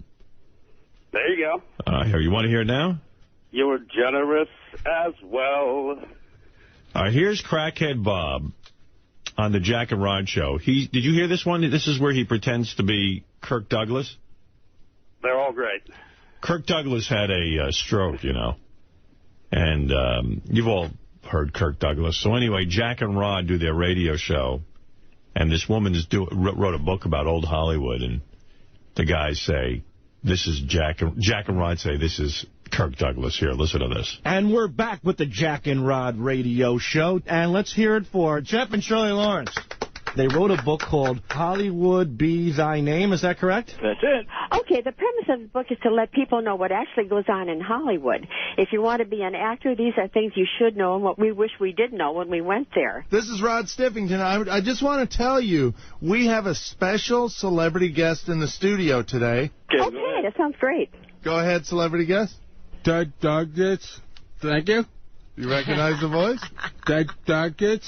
No, I'm afraid we're stuck there. It's Kirk Douglas. Oh, I thought that. Oh, my goodness. I thought that, but I thought, no, you're not going to have that star on your show. I'm delighted. Kirk Douglas, I met you when we were filming a movie. Oh, this was years ago. Your makeup man. Yes, I worked with you on Spartacus, and there was one other. I remember you. Well, I don't know if you did or not. Did it beautiful. Well, we've always admired you. Oh, absolutely. I see in the biography a lot. Kirk Douglas, I love your book. Well, thank you. My son. Do you like my son? Oh, absolutely. Oh, okay. Absolutely. I've never worked with Michael. He's a marvelous actor, and he certainly married a beautiful woman. I certainly hope that the Douglas family keeps on going through the movies in times to come, because you're the very best. Suck my duck. Yes, you and your son. Okay. We saw you recently on something, and you're still just absolutely marvelous. Okay, but I want my duck. Your son. My penis. My penis. My penis. Yeah, yes. We admire you greatly. Thank you. You know what? He's one of the greatest actors of all time. Thank you. I like your tits. You like what? I like the Tootsie. Oh, that you like the poetry. Oh, yeah. That shows your feminine side, Kirk. See? You're Tootsie. You're Tootsie. He likes the poetry. Yeah. Yeah, it has a lot to do with the business, about the actress and what she has to go through with the tits. Yeah. And the pussy. That's poetry, right? Yeah. Yeah. Well, I really appreciate that. Stick your tongue in your face. What's in our face? My penis. I'm not quite sure. I'm so sorry. It's dark. I want it in your pussy. Oh. There's quite a few in there. Is any particular one that you're speaking of in general? I mean, in particular? My tits. Your foot. My penis. What about your penis? Yeah. A monopoly that was being proposed. Unbelievable. Congressman Weiner hit it right on the head. He turned to all his fellow congressmen and went, "You idiots. That's not a monopoly. You have satellite radio, you have radio, you have iPod, you got TV. You can't ask the American public to have two different satellites and get two different sets of programming they got to pay for." You know what? He totally got it. Let's please do something for these people, because they're not smart enough for those kind of arguments. They need, parties and trips. You know what's exciting about... Right. Payoffs. You know what's exciting about working at a place like this is you sort of see how different people are born with different skills. Like Martine is clearly a genius in her field. Like Mel is sort of a genius business sales guy. Like Howard does what he does. And these people come together and you make a fun, exciting company. And... Benji's great at what he does. And anything else, Sal's Robin? great at what he does. My stylist is great at what he does. Yes. Vinny Pastore has bowed out of Dancing with the Stars after a week of practice. It was physically too tough for him. He will not be doing that. What a fall from grace. Guy went from being considered for an Emmy Award, best show on television. And big pussy turns out to be a big pussy. So, Vinny's smart, man. I wouldn't subject myself to that bullshit ridicule. Sign up? Because he saw it's crazy. He needs money. He's trying to cash in. James Caan has decided that 4 years is enough of Las Vegas, that TV show where he just has to walk through and collect a paycheck. He says that he would like to go back to movies. Yeah, he's a movie guy. He said that he's had to turn down a lot of opportunities because of the schedule that was set for him with Las Vegas. So he would like to go back to his first love. He's been in some bad movies, but he's never bad in a movie. Look, there were no people knocking on his door when he wasn't on Las Vegas. And there won't be any people knocking now. That's a bad show. I tried watching that. I love that show. You do? Yes. There's somebody knocking on his door right now. That's your... What else is in the You news, hear how Robin? hollow it sounds? The house is empty. He's run out of money. Go ahead, Robin, please. And what are the #1 TV shows? The top 10 does not include the name Lost. Wow, I tell you, I stopped watching it completely. I hate it now. The top 20 does not include the name Lost. Do we hear that? Well, I know why they call it Lost. They lost me. I'm missing. I saw the fat guy on that show in some pictures. Yeah. Man, that dude is chubby. Yeah, that's a big boy. He better... You got a lot of weight to gain before you're in his league. I mean, he made me feel healthy. Yeah, How to Ruin a Great Show Oh, my is what God. they should do, I was a documentary. I was the biggest fan, and I tell you what, I just took it off my TiVo. I said, I'm disgusted with it. And for me to do that... Do you think it's because now, having not seen it, just hearing you describe it, they came up with this amazing sort of premise and couldn't figure out a way to end it. That's exactly it. Yeah, they couldn't figure it out. The problem with that show was it was supposed to be a 3-year commitment. In other words, they had 3 years figured out, and then it would end and you know everything. Right. And what's happened is, because it's a success, they had to continue it, so they made up more and more cockamamie premises to the point that you can't even follow it anymore, and it's all ridiculous, and it's just like, I'm wasting my time. I could be doing so many better things than watching this shit show. Meanwhile, I saw that J.J. Abrams is going to direct the next Star Trek movie. Yeah, and he's busy. JJ's infamous for starting a show and then, running off. Do other things. They need JJ back on that thing. I don't even know if he could solve it now because there's too many loose ends. Hearing you people are watching, I don't even, you talk about what's in this door, a trap door, people. Right, what's in the tank, what's everywhere. Turns out nothing is in the tank. Nothing is anywhere on that island. Anything else, Robin? And Donnie Deutsch tonight on his show is uncovering the secrets behind Deal or No Deal. Is there a secret? I didn't know there was, but he's going to uncover it today. Good for him. On his show. Donnie has some hard-hitting questions. Rather interesting. And John McCain was on the Letterman show last night. He had promised Letterman he would return. And so here he is making his announcement for his run for the Oval Office, number 30. The last time we were on this program, I'm sure you remember everything very clearly, as we say. But you asked me if I would come back on this show, if I was going to announce. Yes. I am announcing that I will be a candidate for President of the United States. Wow. So there he is making that promise, keeping that promise to David Letterman. And he also says that he has more news on his intentions later, number 14. By the way, I'll be making a formal announcement in April. So this was not the formal announcement? This is the announcement. You know, you drag this out as long as you can. I see. You know what I mean? You don't just have one rendition. Oh, my God, I think I'm going to reach orgasm. And that's what's happening. Pretty amazing. A guy who was in a tiger box in Vietnam for 5 years now is on the Letterman show declaring his candidacy. I love the guy. You know what? I love He's his 70 story. years old, and if he were to take office, he'd be our oldest president ever elected to office. He's in pretty good shape, I'll tell you that. What is it, Gary? Please, I want to leave. Yeah, I just want to give you a wacky story because it'll be old probably after the weekend. You know, Bobby Brown just got bailed out of jail. Right. So, you know, it's all over the papers and stuff. So, J.D. just showed me a story from Paris Hilton. I guess a radio station paid to bail him out and paid for the child support, and now he has to appear on the radio station all week. Oh, that's great. That's funny. That's funny. I thought his brother showed up with the money. No, it was a radio station? Hey, Richard, what is I know you want to get out of here, but real quick, that clip that Artie requested is in white on GP1. GP1. All right, thank you. All right, Gary. All right, Artie, here you go. Where is that? In white. Holy mackerel. Dropping fucking loads all over your fucking glasses. Eat it.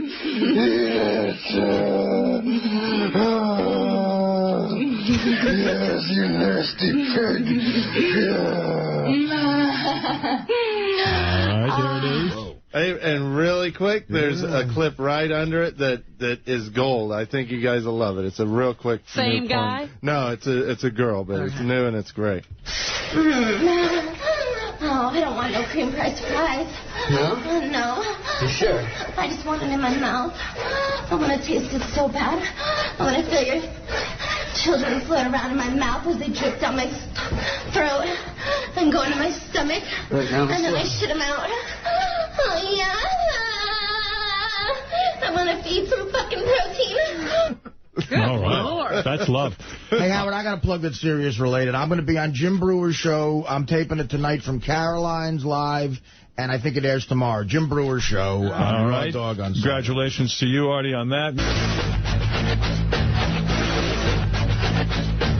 Get ready for King Norris Friday, March 16th at the Wicked Monk, Bay Ridge, Brooklyn. Go to wickedmonk.com for information. Artie Lang with Sal, Richard, Bob Levy, and the boys from Bubba the Love Sponge. March 23rd at the Lakeland Center, Lakeland, Florida. Friday, March 2nd, see Sal, Reverend Bob, Beetlejuice, 𝗛𝗵𝗍, and Yucko at the Balcony Bar, Oxford, Ohio. Go to ticketweb.com for tickets. See the same show March 3rd at Headliners Music Hall in Louisville, Kentucky. Call 502-584-8088 and visit killersofcomedy.com. Friday, April 6th, see the Reverend Bob Levy, Sal, 𝗛𝗵𝗍, Yucko, and Beetlejuice at the Hotel Congress, Tucson, Arizona. Go to cleanboxentertainment.com for tickets. And see the same show Saturday, April 7th at the Clubhouse Music Venue, Tempe, Arizona. Go to ticketweb.com or RevBobLevy.com to book Benji and his naked lesbian bachelor party strippers and to see their new, dirty, interactive website. Go to dialadancer.com or call 1-800-414-7. I'll take them. Yeah. Gary says they're great. Actually, he's right. I've had these before. Man, what a meal. Mouth-watering party. You want a mouth-watering party from Carson's Barbecue. Nice. Baby back ribs, pork chops, cheesy potatoes, bread brownies. You'll love it. Man, Carson's. 800 get ribs. They even got a number. Nice. Hey, good morning, everybody. What's happening? I went trying to get back into working out. So I went for a run yesterday. How'd that go? It was hard, man. And now, I feel like shit now, My voice is all screwed up. And I played a little half-court basketball yesterday. Yeah. I got into it. I only lasted, though. We played till 11. By 8, I was just like, oof, I had to get a sub. Yeah, I have a new theory that working out actually just is not good for you.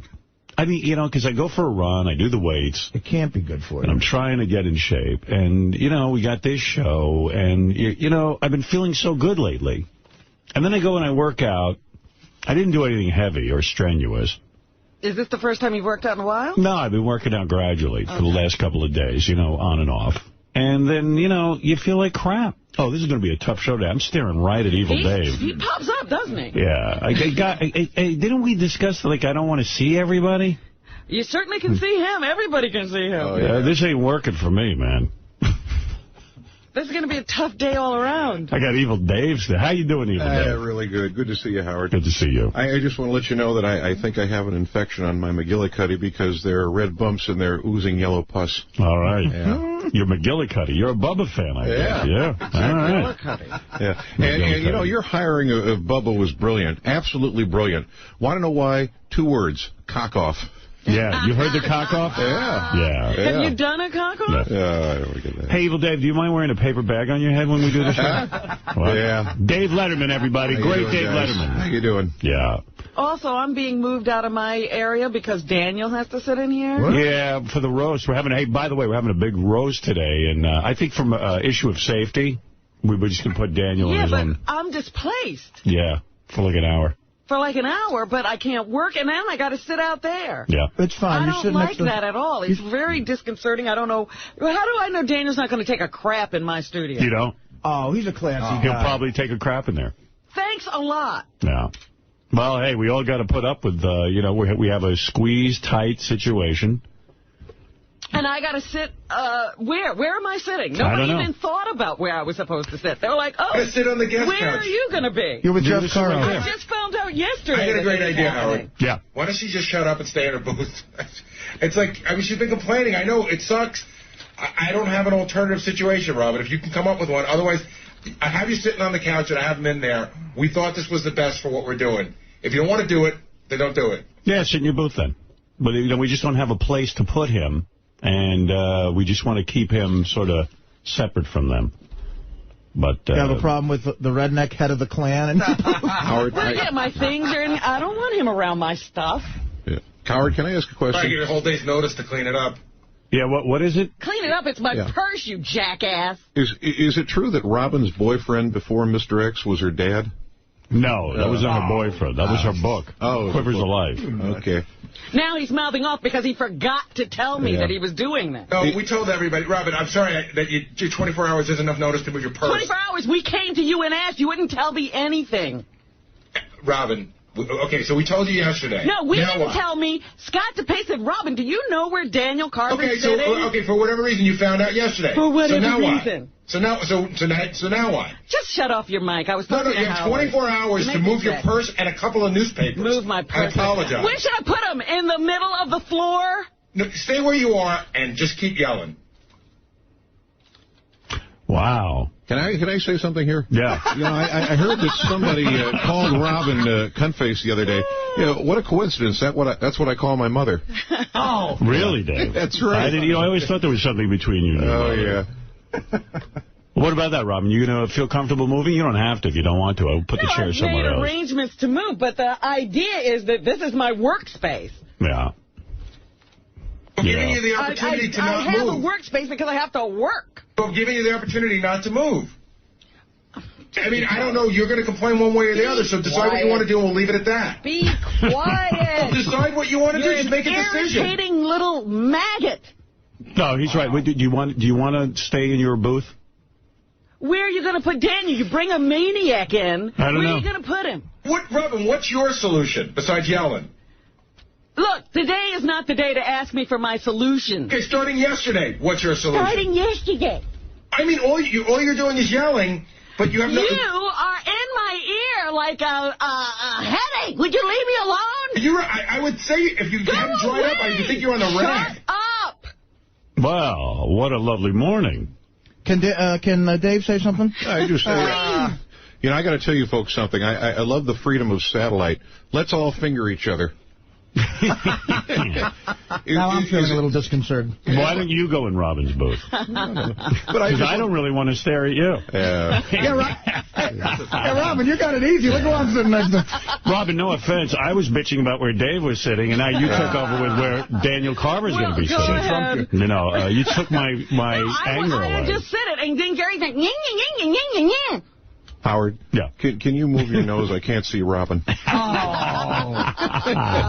in on the roast a little bit there. Dave, warming up. Dave Letterman, everybody, here this morning, a little freer on satellite, able to say what he wants to say. He doesn't have to sit and do that wacky persona he does on TV where he's shocked by everything. Let's not get into that. Be evil. Yeah, you could really be evil, Dave. Is it just me, or is that Alexis Smith a little cunty? Alexis Stewart. Alexis Stewart. Can I make a suggestion? Yeah. You were doing good. Yeah. And what happens is the better you do, the more you keep doing. You take a breather. All right, sure. Slow down for a few minutes. All right, buddy. All right. Let's go to Bill. Bill, you're on the air in New York. Well, good morning. I got to move my chair for an hour. Shut the fuck up. You shut the fuck up. Go sit on your boat if you don't like it. Sit on our boat? Where do you work? I got no chair. Hey, why? I don't want to look at Evil Dave. What about me? We got to get a bigger place for the roast if he's going to be like this. Yeah, we actually are. This is the last roast. This is actually the last roast we're doing in the studio. From now on, the roast might even be at night. We're thinking about, now that we do the replay all day, we don't even have to be here in the morning all the time. We can do something at night and then replay it in the morning. And we were thinking the next roast we could actually do in the, what do you call that, Robin? The fishbowl. The fishbowl, which is a big area here at the radio place. Sirius. The radio place. The radio place. There's a big. Is there a place for Robin to sit? Is that all right? There is a place for Robin to sit. In fact, Robin will be able to sit in her booth, and then we can walk out and do the roast. There you go. Yeah. Well, we're getting it together. Now, if you do the roast at night, are you going to air it live? Yes. Oh. The answer to your question, Robin, is yes. Yes. Yes. Well, now I have the information actually before the roast, at least. I want some cock. I want cock. I want yes. I want to fuck somebody in the ass. I like girls. I like pussy, but I like cock, too. I don't know. I'll blow it. I fuck it. Yes. Hey, Paul, you're on the air in New Hampshire. Yes. Hey, how you doing? Hey, now. Hey, what's up? Hey, listen, hey, now. I got a couple of things I want to say, but first, I'm sensing a little bit of a Rosa Parks thing here with Robin. That's right. She's fighting back. It's like the bus is It's my bus, and they're telling me I can't sit on it. What is that, Paul? I said it's like the bus is pulled over, and the white group of guys are like all telling the black chick she has to get off the bus. That's right. It's my bus that they're telling me to throw. It's my bus. I'm pro-Rosa. There you go. Howard's bus. Howard, I wanted to ask you if you were aware of something. It's Robin's bus, too. I was watching this show. Gary, you better just be quiet today. Wait, there's arguing going on, sir. I mean, I get that. Oh, here he goes again. I get to have an opinion. It's just an opinion. Here he goes again. You don't have to like it, but it's an opinion. Oh, that's you, Robin. You have no idea. That's what the audience hears. That's what the audience hears from you. By the way, Howard? Yes, Dave. What's the difference between a woman and a cow? What? Well, a woman doesn't shit on the floor, when you pull on her tits. A woman doesn't shit on the floor. That's not true. Excuse me, what is that thing in here, World? Is that a throne? What yeah, well, that's for Daniel Carver. He's being roasted. That's the roasting I thought it was for something else. Okay. All right, Dan, you're on the air. A little ad-libbing. Don't ad-lib, please. Dan, go ahead. You're on in Boston. Yes, Howard. A couple of quick things there. Yes. Yes, sir. Yes. First of all, Robin, maybe you should just move your place into my spaceship. And I mean, I just don't understand this. I mean, Gary, you got a good point. I mean, come on, Robin. What's your solution? I mean, here's what it is. Here's what it is. Look, you don't dump something in my lap at the last minute and ask me for a solution. It's best to tell people what's going to be happening in advance. Obviously, that was overlooked. And, all right, we're going to try and get through it. We're going to try and get through it. Can I just say one more thing, Howard? Really? Robin, hold on. The last minute would have been telling you at 5 of 7. Okay, a day before... You didn't think to tell me at all. Okay, remember that. Did I apologize yesterday for that, Robin? That's your solution to everything. I apologized. It didn't happen. Well, you're so fucking perfect. Have you never apologized? That you'd be Christ's sakes. So I apologized to you yesterday. The truth of the matter is I didn't even think it was going to be that big an issue. You've left your studio for time many times. It hasn't been an issue. You sit on the couch when we play Winfred's Money. Yeah, but there aren't also a whole audience full of people. I have to climb over people. It's crazy. Oh, we all have to climb. Look at what we're working with. I'm climbing over. No, but really, I mean, I'll be in there with a wireless, and I'll be climbing over people. We're working in a small space with a... Howard. Sal's in a monkey outfit with a moron sign over Gary. And now Gary just threw a box at Sal. Oh, I wondered why he stopped talking. Howard, I got to tell you, I love this replay that you're doing. I mean, I wake up... Wait, hold on. There's something going on in the hall. Gary, what's going on over there? What is Sal doing? What happened? Pick up everything that I just threw at you. Pick it up. Pick it up. I threw an entire box of mail at him.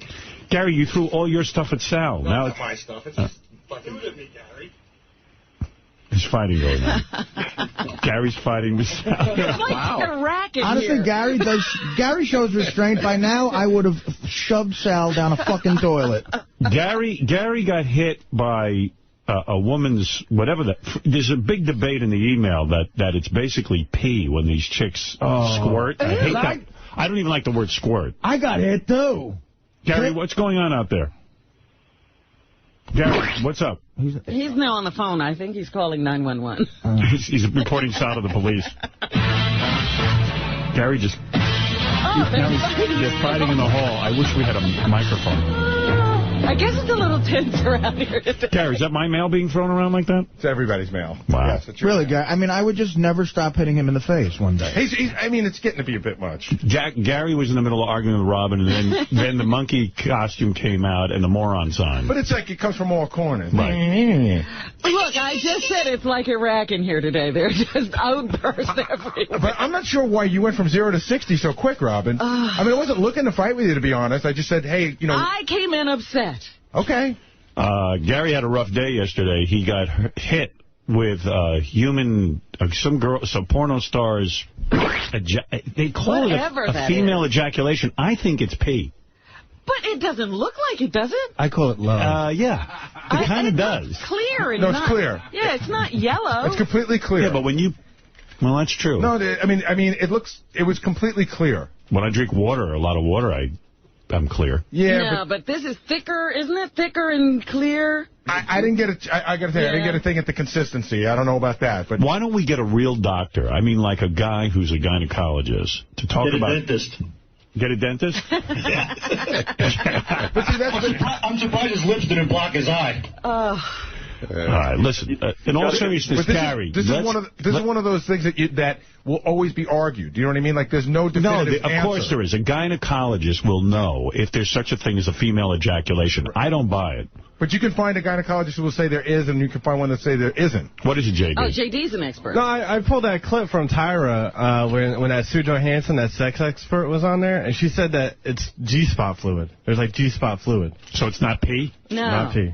Are you guys having a killer time? See, here's the thing. Bubba had me on a show last night. Yeah, I heard it. And he was talking about how he's been with a lot of chicks that when he goes down on them that happens. Yeah. And he said, if it's pee, he's going to be really disgusted.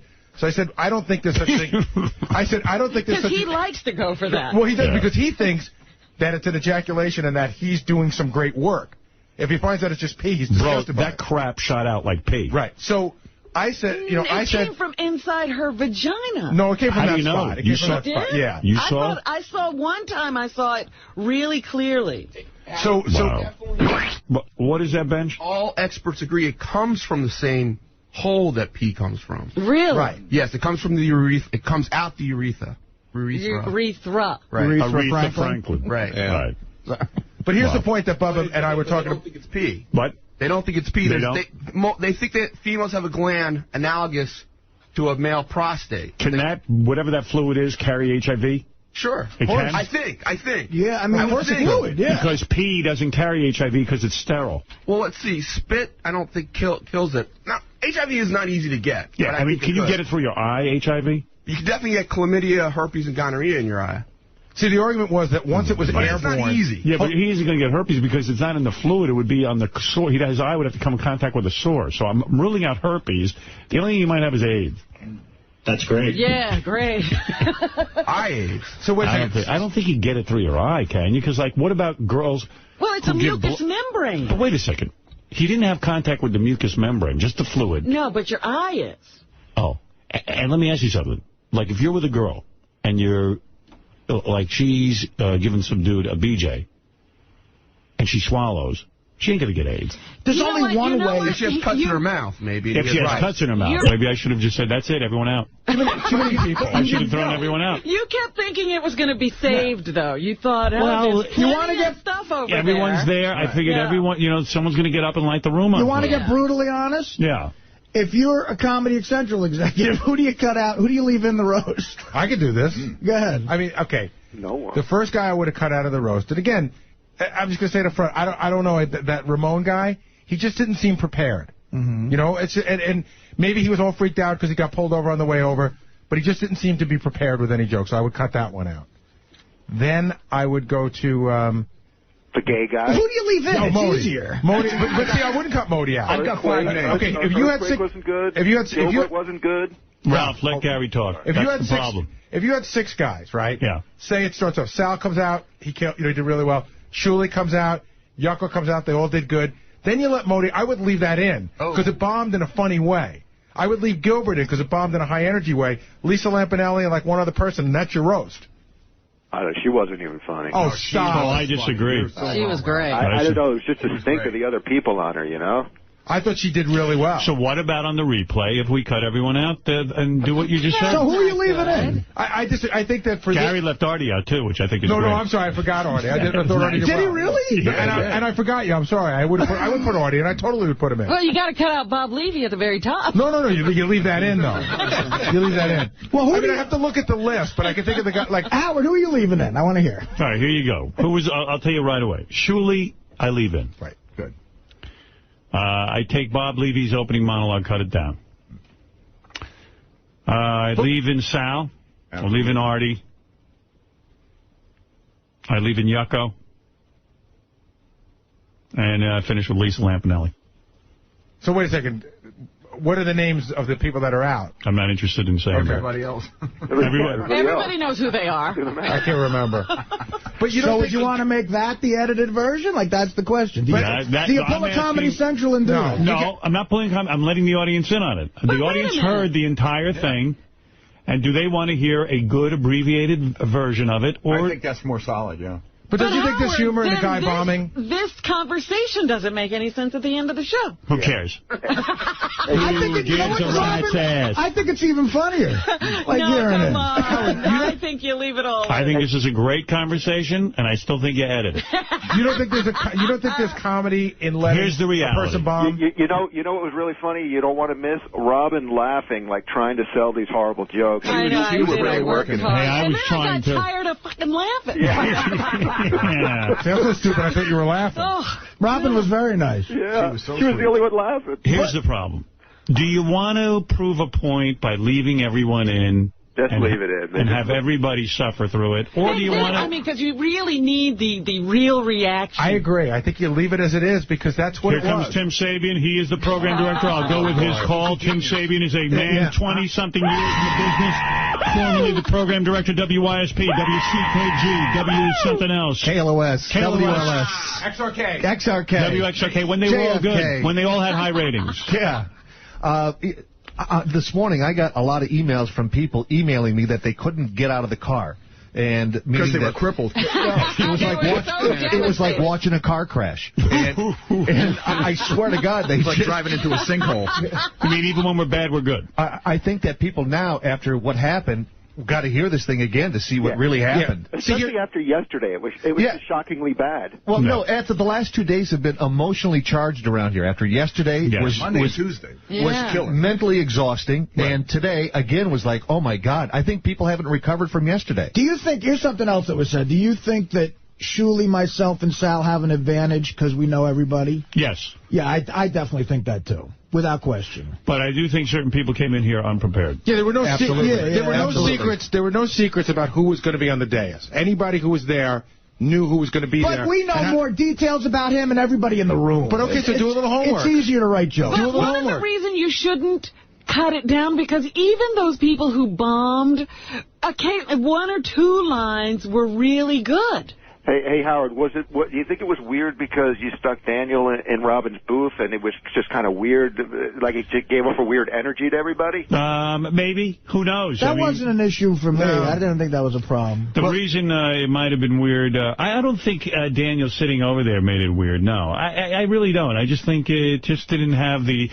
Maybe Daniel was the wrong guy to roast. You know, that was Doug's idea. Bob Levy was screaming about that in the hall. He was like, I knew that was wrong. I should have gone with what I really thought we should have done. That was a wrong guy to roast. It was Scott the engineer you wanted to go with. Yeah. I think there were just too many people, even if they were all good. 12 people's a lot of people to sit through a roast. I agree. On the replay, I think we leave it as it is, my suggestion, and then take the roast, and then we'll edit that down to just the best performances, and we'll air that in its hour in entirety. So. That's a thought. Right. Well, you know what's great? You do a cut-down version of what you said tomorrow, maybe, and play it and say, this is what it would have been if it was done the way it should have done. Tim, what's on 101 today, please? The Howard replay at the West Coast feed starting at 9 a.m. Pacific time. Oh, God, so you can't get away from this, right? No, it's on now. I might go listen to it. I'm totally going to listen to it. I mean, I still don't have a handle on what happened. Everybody wants to hear people bomb. I'm willing to listen to the replay. It is like watching those planes fly into the Trade Center.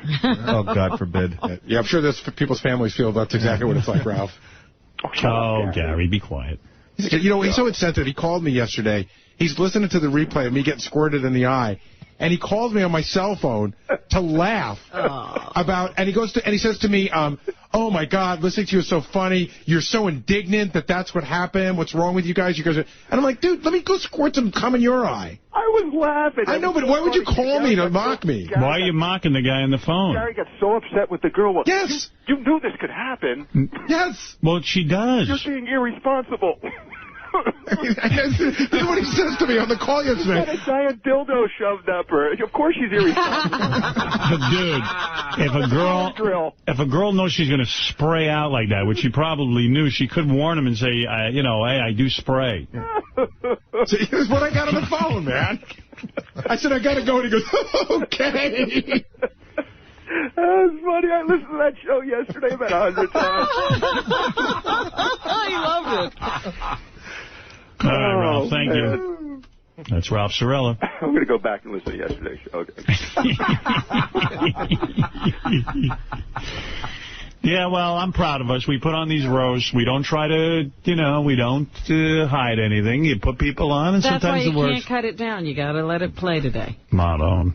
But as long as you keep talking, this is still the sucky show we did today. So if you end it, it'll be over. Yes. Right. You're right.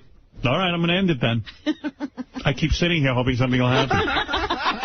No, this show sucked, and we got to get out of it. We have yet to find a guy who gets up at the end of his roast and kills on everybody else.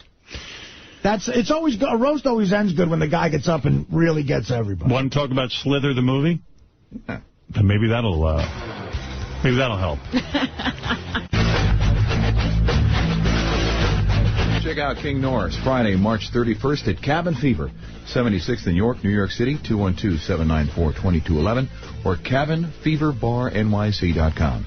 To get a copy of Vertigo Blues CD, go to vertigobluemusic.com. Don't miss the stand-up comedy of Sal the Stockbroker Shuley and the Reverend Bob Levy, Friday, April 7th, the Dun Ellen Theater, Dun Ellen, New Jersey, 732-968-9010 for tickets, and Saturday, April 8th at the Big Kahuna in Wilmington, Delaware, 302-571-8402 for tickets. See Ronnie Scores Van H100 and the Scores Girls at Tavern on the Green for a 1013 fundraiser for police officer Richard Going, Thursday, April 6th at 7 p.m. For information, call 516-749-4016. And don't forget Benji Brom.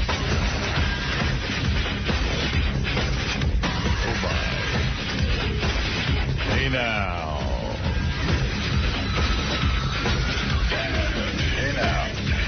JD's going to post some tape. I didn't get to see Hidden Talents of the Stars, where George Takei was on, but he says he got kicked off in the first round. That sucks. Yeah. Poor George. He was a country singer. That was his secret talent. And he was into that show, I could tell. Yeah. Well, he was the only one who started getting any press on it anyway. Right. Yeah, well, I guess they do the voting during the commercial break, so you know right away if somebody gets voted off. I read Malcolm Jamal Warner was going to play bass guitar, and somebody was doing somebody funny was going to try to do stand-up comedy. I don't remember who. Yeah. It sounds like it might have been interesting. Yeah, I don't know. I feel I'm tired. What about you? Well, I am. I did a charity show last night in the stand-up in New York. And so. How'd that go? It was actually really good. It was a nice night. This comic has cancer, and he doesn't have health insurance, which is, you know...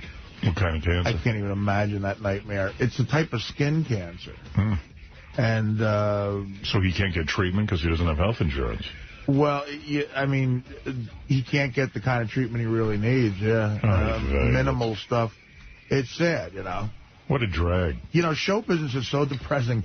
Someone was telling me last night, there's like 250,000 people in SAG... And to make your health benefits, you have to make... like $6,000, I think. 8,000's become. Yeah. Less than 5% make health benefits. So less than 5% of the 250,000 make $8,000 a year. Well, that's real show business, you know. Yeah. I mean, the fact is there are so few people who really make a living at it. Right. And the worst advertisement for people to go into it is when they see, like, Brad Pitt and, you know, Angelina Jolie, and they go, man, I want to do that. Yeah, sure, everybody wants their career, but you don't end up having that. And they don't even need the health insurance. No. But a living is one thing. $8,000 isn't even a living. I mean, that is just like, you're talking less than 5% book one commercial or something. I know. It's crazy. And this kid, you know, he did mostly stand-up comedy, and I guess... and you know what else is weird? I remember, you know, Beth always was a Screen Actors Guild member, and she would make, she said she would book 2 or 3, just 2 or 3 commercials a year would pay, you know, pay a lot of money. Right. And she was always pretty good at getting TV commercials. So then they had the actors strike, and suddenly she couldn't do any commercials because you're not allowed to. It's the, you know, you don't want to go against the union. So after the strike is over, they tried to cancel her health benefits because they said, well, you didn't make enough money. She said, well, how could I make enough money? There was a strike. You told me to strike. I mean, I honored the strike, and now you're going to take away my health benefits? I couldn't work because you told me not to. Yeah, it was unbelievable. I remember she was like, I don't understand this at all. I mean, I honored the strike, and now they're going to hold it against me? So. That's crazy. Yeah. Yeah, that SAG is a good union for health insurance and stuff. After I've never loved, but... So what's the deal on the dude? How much money did you raise? Well, we sold out Gotham Comedy Club down here in Chelsea. 310 people were there, and I think he charged $50 to $60 a pop. It was a pretty, it was a good, like, sort of white-collar crowd, you could tell. Yeah. But a good crowd. And so myself, Dave Attell, Colin Quinn, and a couple other guys went down. And what do you do when you don't feel like performing? I mean, seriously, when you feel like, oh my God, I'm just so tired. I did the show this morning. Yeah. I'm fucking beat. What do you do? Can you just muscle through it? I literally I'll tell you, this was actually, it was refreshing to not be in front of a crowd that is like mainly our crowd. Right. Because they were more low-key and they listen before yelling out stuff. You know, you don't have to deal with yelling out, hypergeric for 5 minutes and then deal with that. But, so you could be more low-key because they listen, and I did about 22 minutes of all new material because that's a situation where you really can try stuff. Right. And they were a great crowd. So, I was new able material since I saw you? Yeah. Wow. So, no, not maybe 3 new. All about 20 minutes of what you saw, maybe 3 or 4 minutes of brand new shit, which is the most you could do to try to weave it in and test it. And what do? You memorize it and then you just throw it in there? You just in your head, you get like a bullet point and try to figure out what the punchline is. But I'm fine. What time did you go to bed? I got back at about 10:30, quarter to 11. I don't know how you're doing it. And and then I was able to get I got bed about 11:30. It wasn't that bad, but I was tossing and turning for some reason. I had a shitty night's sleeping. Hey, let me ask you something. Yeah. The rumor is I know you're going to Jason's bachelor party in Amsterdam. Tomorrow we're leaving. That creeped up on us, man. I had a feeling you might even cancel because I heard you being real grumpy about it. I am. Yeah. Why are you grumpy about it? No, not grumpy. I'm going with all younger guys.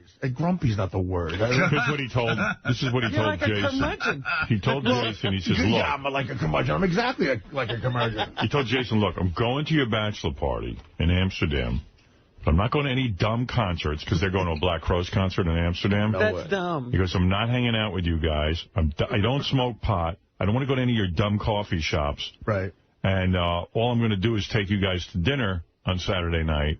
And I'm going to be in my room. Don't bother me. So then the rumor was... It's hostile. I'm being very hostile towards you. Why are you going? Because I want to go to Amsterdam. So I was trying to figure out, what is Artie up to in Amsterdam? He's going to be with whores? So I said, he can get his whores here. So the only thing I hear over there, man. The only thing I'm worried about is the heroin. Because the heroin over there... Because even Artie said, I heard the heroin over there is... Well, I did hear that, but I'm not going to... And I did hear that the hot hookers all have it. Yeah. Which is the devil. Here's what I said. I said, great impression as always. But right, thank you. All right. That's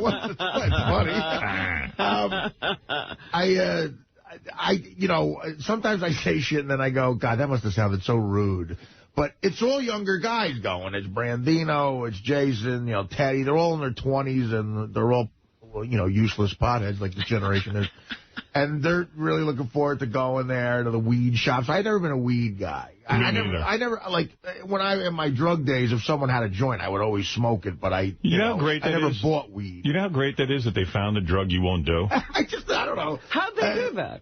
It's so healthy. I mean, you're like, I don't ever do weed. If the only drug was weed, you wouldn't have a drug problem. Yeah, it's actually the plant. It's healthy. It's of the earth.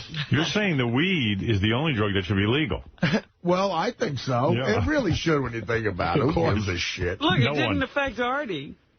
And the worst drug experiences I've had, actually, have been on weed, not heroin or anything else. I tried mushrooms once. That was bad, but not like weed, man. I had an awful... That California chronic shit, whatever the fuck they rap about. That shit is nuts. I love, just drinking wine. Yeah, I mean, whatever. So I'm 40, and I realize, well, I'm going to this bachelor party with all these guys in their 20s. They're all good guys. What I said to them was, I said, look, I don't want to seem like a snob, but I'm not going to be part of the gang with certain things. Like, they're all flying coach. Yeah. I have enough miles because I fucking fly all over the place and use my Amex to where I had enough for a first-class round-trip ticket there and back. And I still have like 1 million miles left over. Right. So I use that. So I'm going to go first class, which means I got a different flight. Right. Phelan's going, too, so that'll be fun. I love hanging out with Brian. But he's going with the other flight, too. So I got that. And then they're all staying in a cheaper hotel. Right. And I get it. When I was their age, that's what I had to do. But I said, look, I'm going to Amsterdam, and I did some research, and I'm going to, the 1 5-star hotel in the fucking place. Right. And because I saved so much money on the flight, I can really splurge on the hotel. Right. So I said to Jason, look, pretend I'm not even there with you.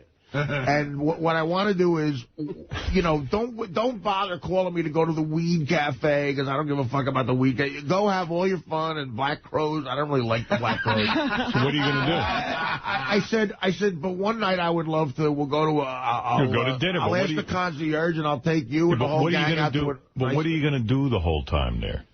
Hookers? No. How many times can you get laid? What, do you know people in Amsterdam? What are you doing? How many times can I get laid? I don't know. I mean, I'd like to try to see how many times I can get laid. I want to see physically how many times I can get laid. Oh, yeah. How many of the hookers can you see? I don't think I've ever approached that number in a 4-day period. I was in Europe one other time. I was in Cologne, Germany, which is, from what I hear, similar to Amsterdam. Are you going to tour and, like, visit places? I really might do some touristy shit. Like, I want to go. I know. I want to go. What, are you going to go to a museum? Maybe. No. I like museums. Dude, I'm going to see... it sounds like a terrible trip. No, it doesn't. I'd stay home. You're going to go all the way over there and see a museum? I'm going to hang with the guys way more than it sounds. I mean, I'll be... I want to see what Amsterdam is like. Okay. I want to go to... You want a taste of their culture. The time that I went to Europe last, I fucking loved it, and I want to go check it out. But you're always bitching about flying. You think we have a vacation, and you're going to go fly an international flight. And that's why I knew it was the week after coming back and forth from L.A., and that was a problem. But I said, fuck it, I really want to go see Amsterdam. I loved Europe, and I want to go see more of it. All right, good. It's only 4 days. It's not like a whole week. Right. But if I told you I wasn't worried about the fact that, I heard the red light district, the hookers are all, like, most of them are like a solid 9 because it's different. And it's not like in Brazil where these guys go for whores where they all look like Jennifer Lopez. Over there, I heard they all look like Pam Anderson. A guy showed me a picture of a chick he fucked who looked like Jenny McCarthy. And he said, this is a hooker. Right. And they cost, $200 American or something like that. And so do you think you could, like, in a day, bang, like, 3 or 4 different hookers? Maybe if it's a rainy day, yeah. Yeah. If it's a rainy day in Amsterdam, like, you could have Pam Anderson in the morning and then maybe, who knows? Yeah, who knows? I mean, I don't know. Again, Marley, obviously I have nothing against that, and I'm not going to run for office anytime soon. Right. And it's legal there, so you wouldn't be breaking the law. Yeah. And you're never afraid of disease? Well, yeah, but, Do you plan, you know what those rooms look like that they have set up over there? Are you going to bang them in those rooms? What are they? What rooms? They have, are you going window shopping? You're going to that district, right? No, I want to take them back to my hotel. I don't know that they do that. Oh, they have to go. Really? Yeah. For Horse to go. For money, they'll do it. There's a special shop over there. For money, they'll do it. Weed shop, horse to go shop.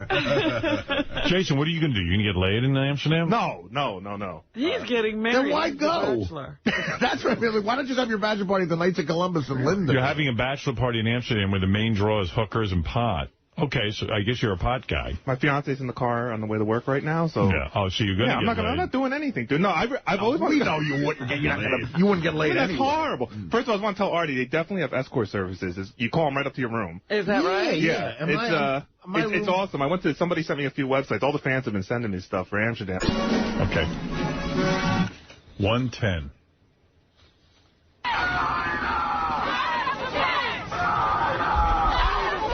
I miss protesting. The only time I ever actually protested was during the Vietnam War. Like, I was out there, and I did it for all the wrong reasons. A, I wanted to save my own ass. B, I was looking for chicks.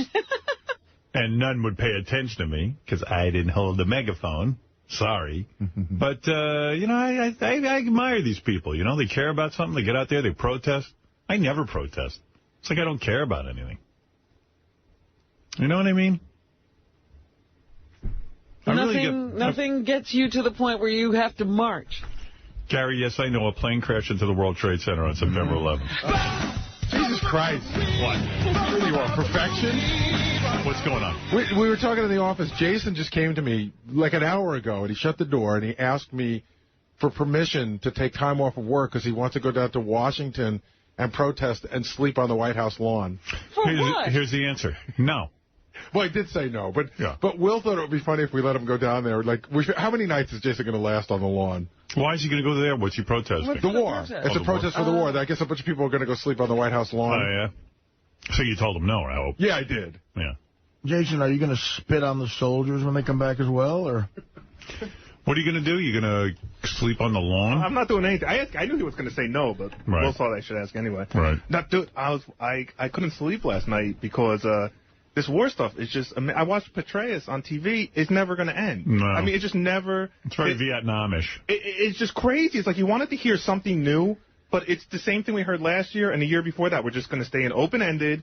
There's no marker that we have to reach to all right, get if you're out. President tomorrow, yes. What do you do? I start doing a phase withdrawal the troops.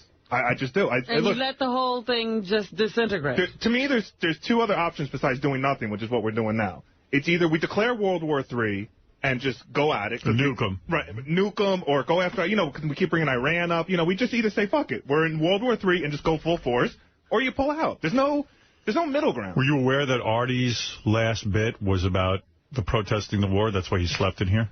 Mm-hmm. Wow, Artie, you're a patriot. Well, listen, we all have to do our part. He was showing you how it's done. That's all we would have to do is move him to the White House lawn. That's what we should have done. We should have shipped him into the White House lawn. That Artie is our protester. You kids with the internet now, you don't know how shit was done. We used to sleep in. I used to sleep for... You did sleep-ins? Yeah. Artie just pulled a sleep-in on one of the biggest radio shows in the country. And we did... yeah, right. How powerful is that message? You did go limp, man. It was hard to move you. And we used to have to sleep online for Springsteen tickets overnight. I think I need to see the tape of you falling off the couch one more time.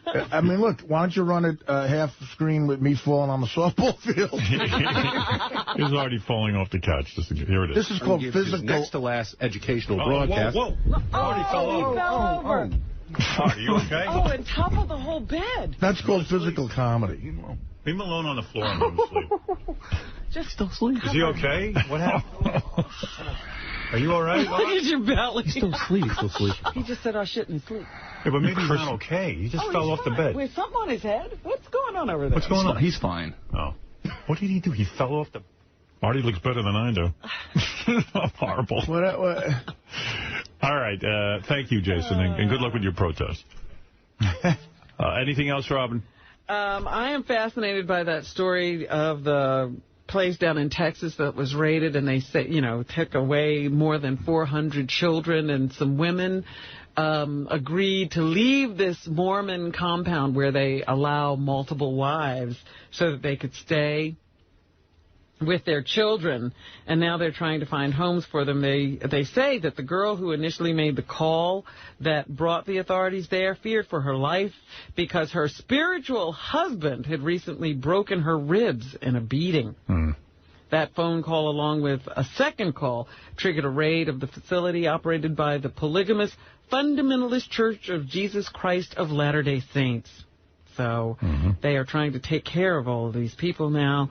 And I guess we'll get some stories as to what actually went on. I guess those guys just really, own those women. They can do anything they want to them. And they keep them barefoot and pregnant all the time. All right. Yeah, the good old days.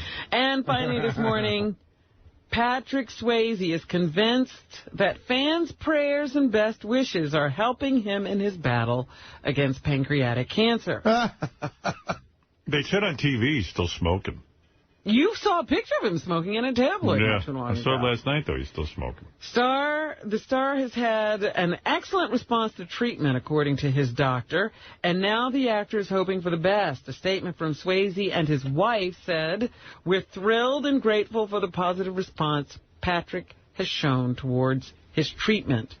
And we can't help but feel that the prayers, meditations, and good wishes from everyone has made a big difference." So he really feels the support of the people and hopes that he continues to respond well. All right. Swayze doing okay. Real good. Thanks, Robin. I guess that's what's happening. That is.